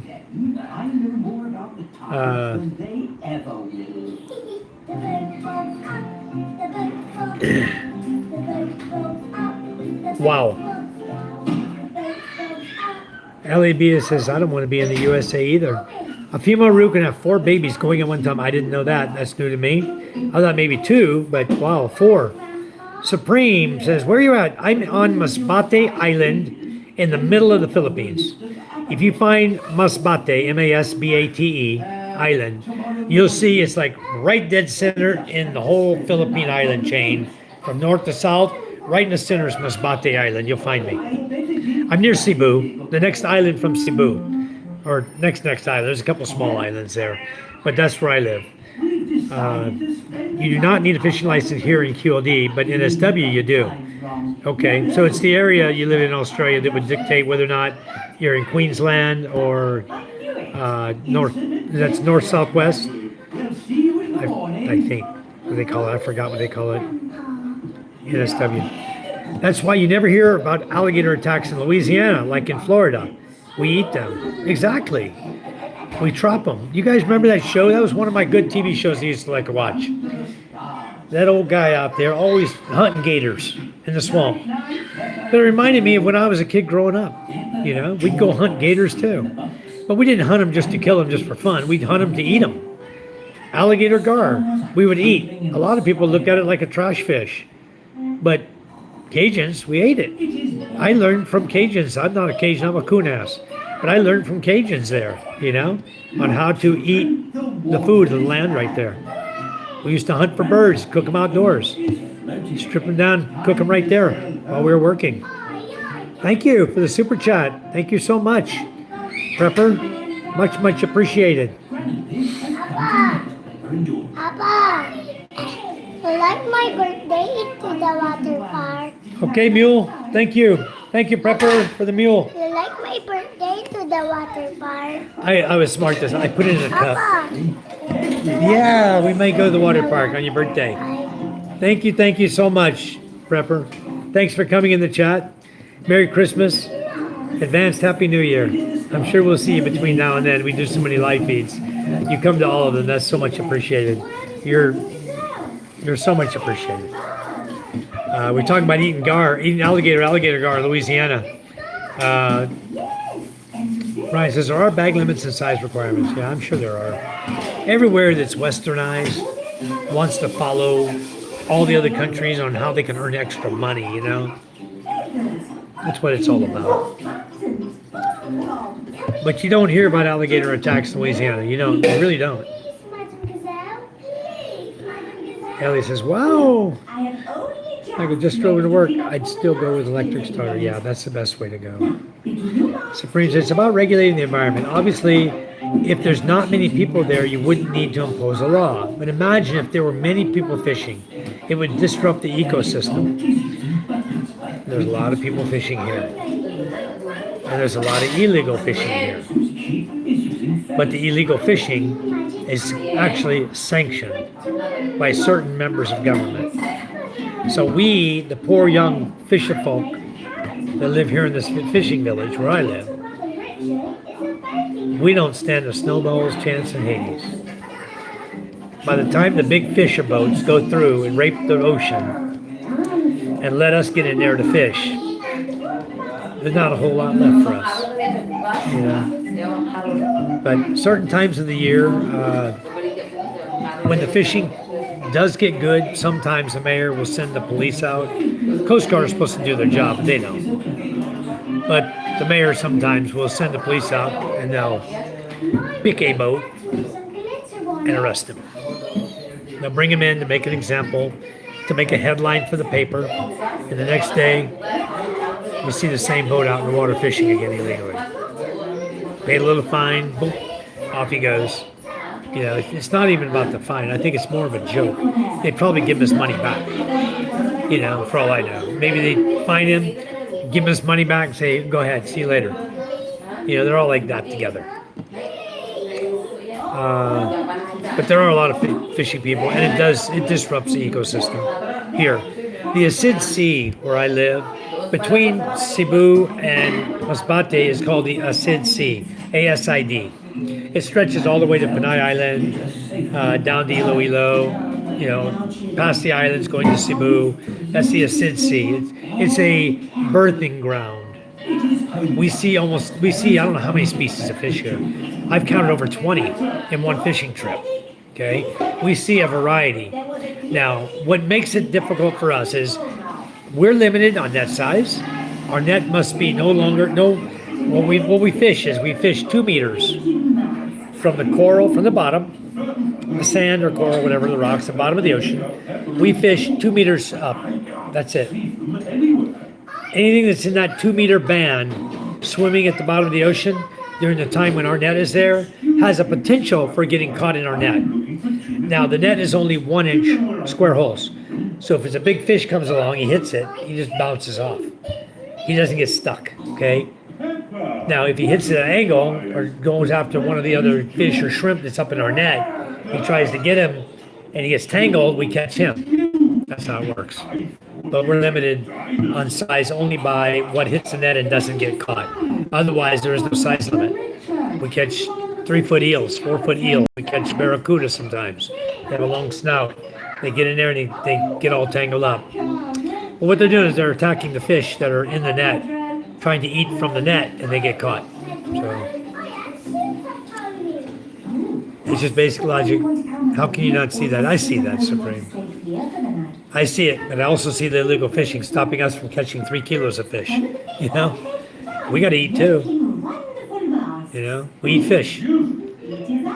Skis are pita here. No respect. Mess up my fishing spots. I can imagine. So they have rules for a reason. If I had a jet ski here, I promise I wouldn't mess up your fishing hole. I wouldn't. I'd be out here, nice, calm water. Some days I'd be flying on that sucker. I'd have a good old time. I want a jet ski. Maybe I'll buy one next. Ellie says, now those are some cool socks. Yes, they are. Vince, hello. Hello, welcome to the chat, Vince. Ryan says, big finds of fisheries find tilapia in your possession. Up to $100,000. Wow. That's Aussie dollar, but still 100,000 for a tilapia? But Dicky, 100. Yeah. I know why. It's because they produce a lot of fish and they take over the environment completely.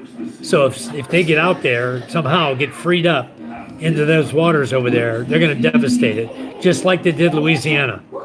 You go through the swamps in Louisiana, they have contests. They fly through the swamp and they put nets up and they see how many fish they can come. They come flying over the boat. They try to catch the carps. Same as a tilapia. Same fish breed, you know? This map is a bit tricky. That's some cold coffee. Just kidding. Don't worry, Pepper. I'm an expert at Jet skiing is the funniest thing ever. I love jet skis. Are we lost? As they are an invasive species, Brian says. Yeah, they are an invasive species. Hi, Prepper. With Danny Dog. Elabia says, how are they invasive? Well, Ellie, they mass produce so many fish. They take over. And they eat the other plankton and seagrass and things like that that other fish like. And eventually they become so many, they take over the whole area fishing. They multiply quickly.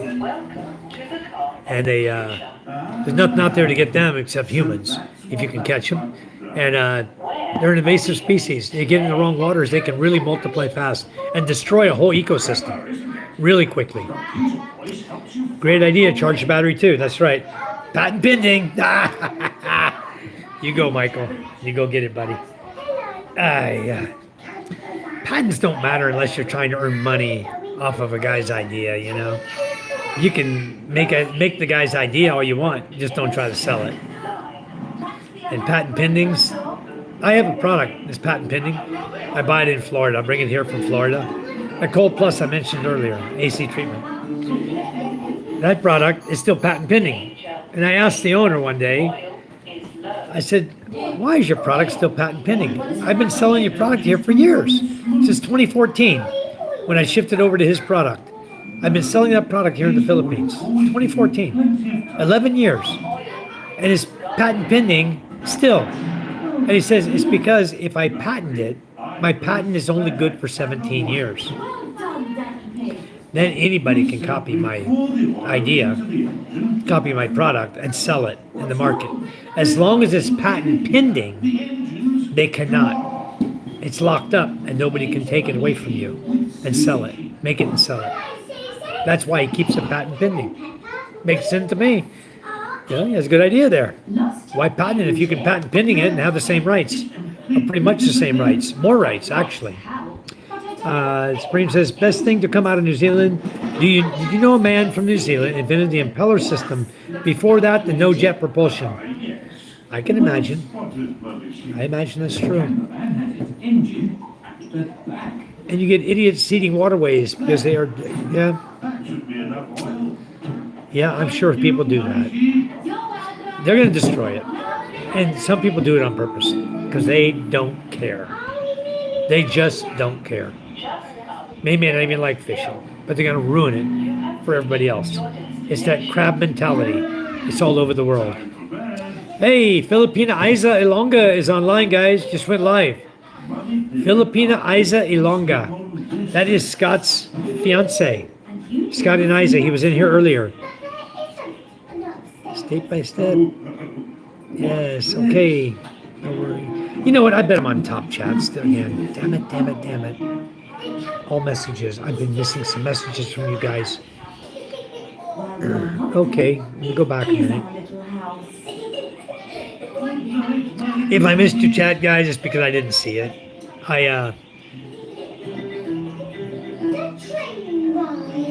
Today, Pepper and her friends are. Right, that's illegal here unless a licensed professional fisherman. Yeah. Mr. Rabbit is the station master. Yeah, I used to go down to Grand Isle too. We used to fish in Grand Isle. But you know what I thought was the best thing to come out of Grand Isle? Shrimp. shrimp in the Gulfport, Mississippi. Wow. There's some good shrimp coming into there. Down from Grand Isle. Used to fish Port Sulphur area.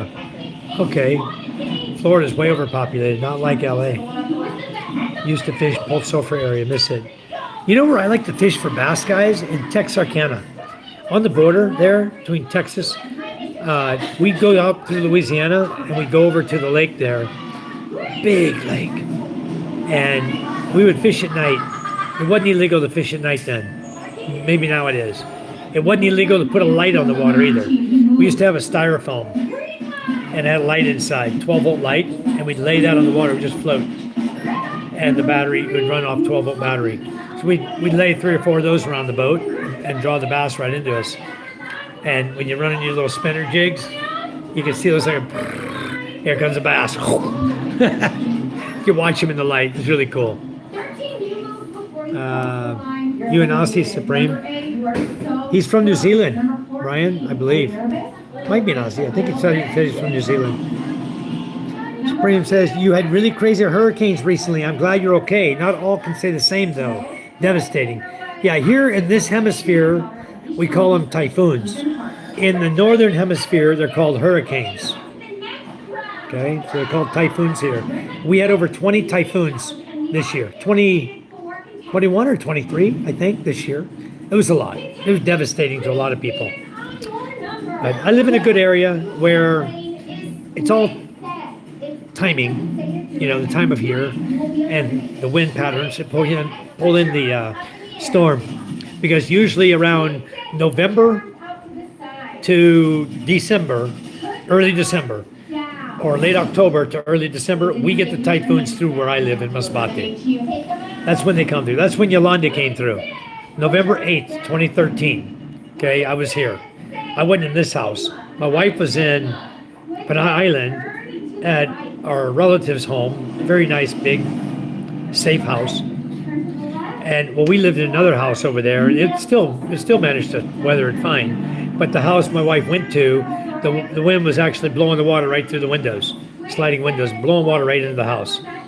And I was in Naga City at the time, doing work over there, trying to get a business going over there with a couple of companies. And so I was in Naga, visiting Naga City, staying at a hotel there, and the hurricane, the typhoon came through.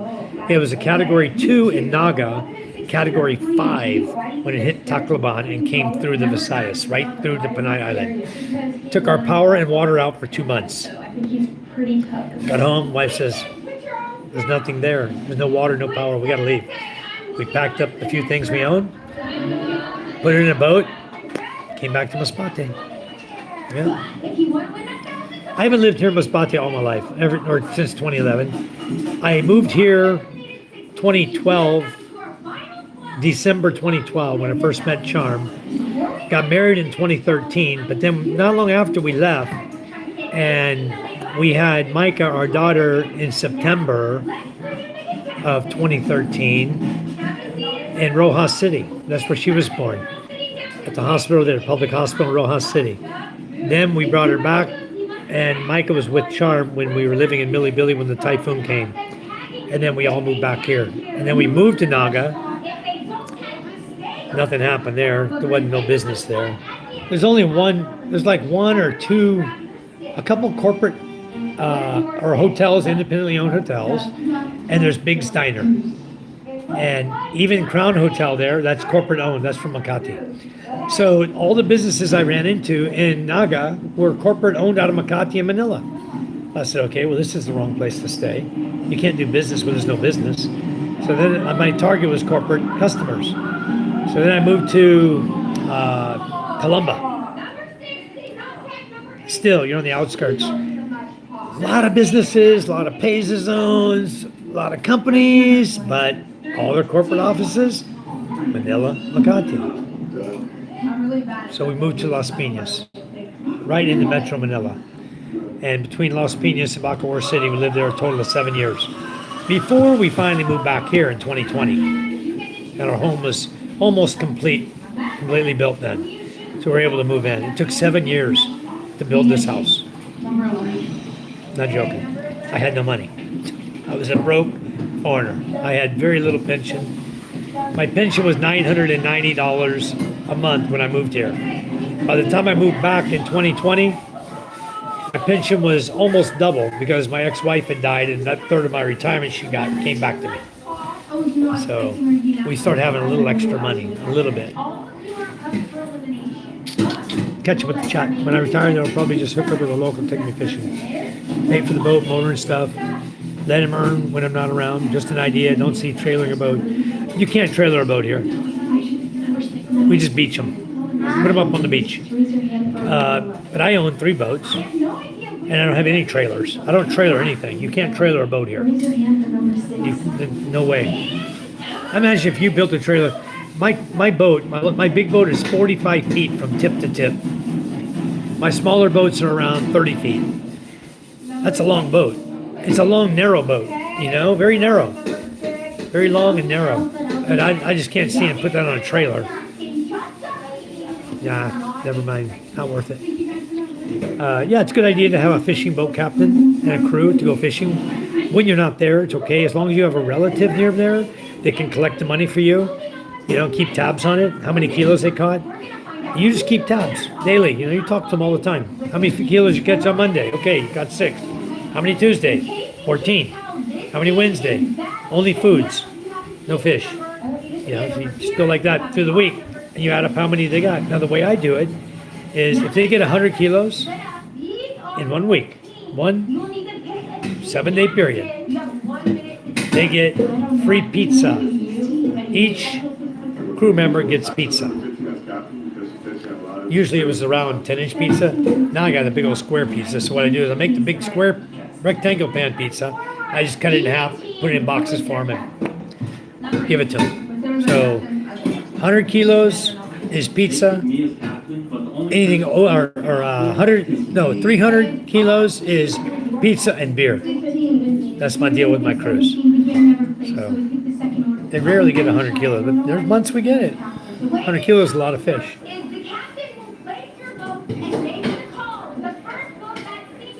For those of you in the U.S. who don't know kilo conversion to pound, it's about 2.2 pounds roughly is 1 kilo. You imagine a 2-pound fish, 1 kilo, that's a big fish. Nice fish. Tilapia are inner waterways, but the fines stand. Damn. Well, I guess if I caught one, I'd throw them back. Let them stay there. Make more damage. I think that's what they want. Sounds like what they want. Otherwise, they'd let you take nets and go out and catch them and draw it up on the bank and leave them for dead. Tilapia sucks anyways. Tilapia is very bad for your body. Yep. It says, I'm Australian in Sydney. Good day. Okay.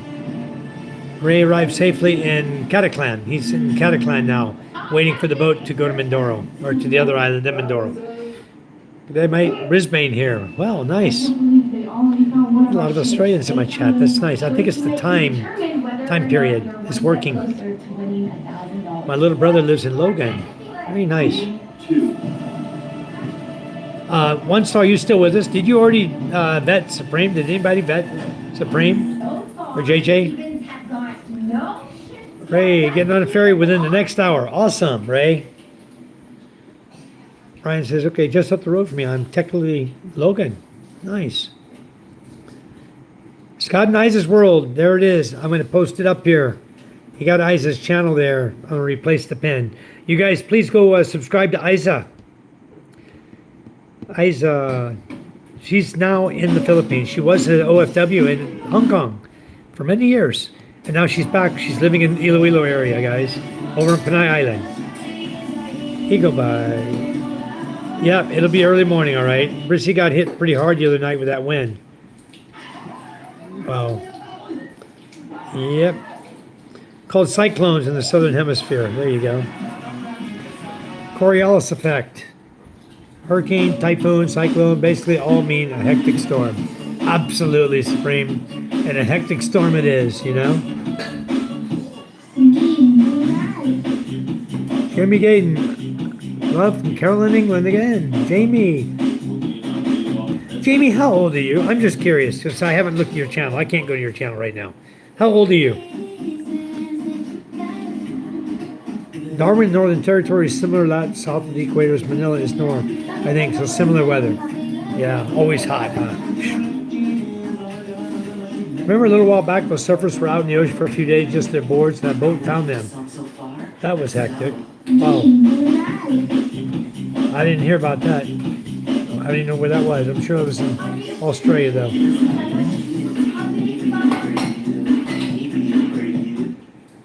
There's more boats and schooners and cars than Philippines. Wow, I'm getting tired. They have tuk-tuks with boat trailers. They have tuk-tuks with boat trailers. Oh, nice. Nishimiya, good evening. Thanks for coming in. Thanks for coming to our chat. Much appreciated. I know Nishimiya. I've already talked to them before. I've gone over to their channel. Already subscribed to them also. So guys, I guess we're going to shut our chat down. We've been at it for 2 hours. Much appreciated that you guys stuck with us this long. My video should be uploaded. If you guys want to watch a good video, watch me pulling a Chariot with a quad, with a 4x4 quad, through some of the nastiest terrain you could imagine. Up and down hills. Wait till you see this. Just how many times I snapped the damn rope. Anyway, it's a long video. I warn you in advance, but it's a good video. You'll enjoy it. And we recorded all the way back until I'm back at my gate of my house. So, he says, I think it was off the coast of the Philippines somewhere, but it may also have been Thailand. Okay. Fox says, yep, sleep time. Same here, Fox. Guys, thank you very much. God bless you. We love you. Come back and see us again. Much, much appreciated. We'll be live tomorrow sometime. I'm not sure if I'm going to do it early morning, but I'll try to do a time when it's kind of conducive to everybody, to your time schedules, and we'll catch all of you then. And I guess it all depends on what hits me tomorrow morning. It's always something, you know. So I'll try to do a live with you guys in the morning. One of my brother-in-laws has 3 paraos on Boracay taking tourists out. 3 paraos, nice. Very nice. Good night, everyone. God bless you. Thank you for coming in. We love you. Bye-bye.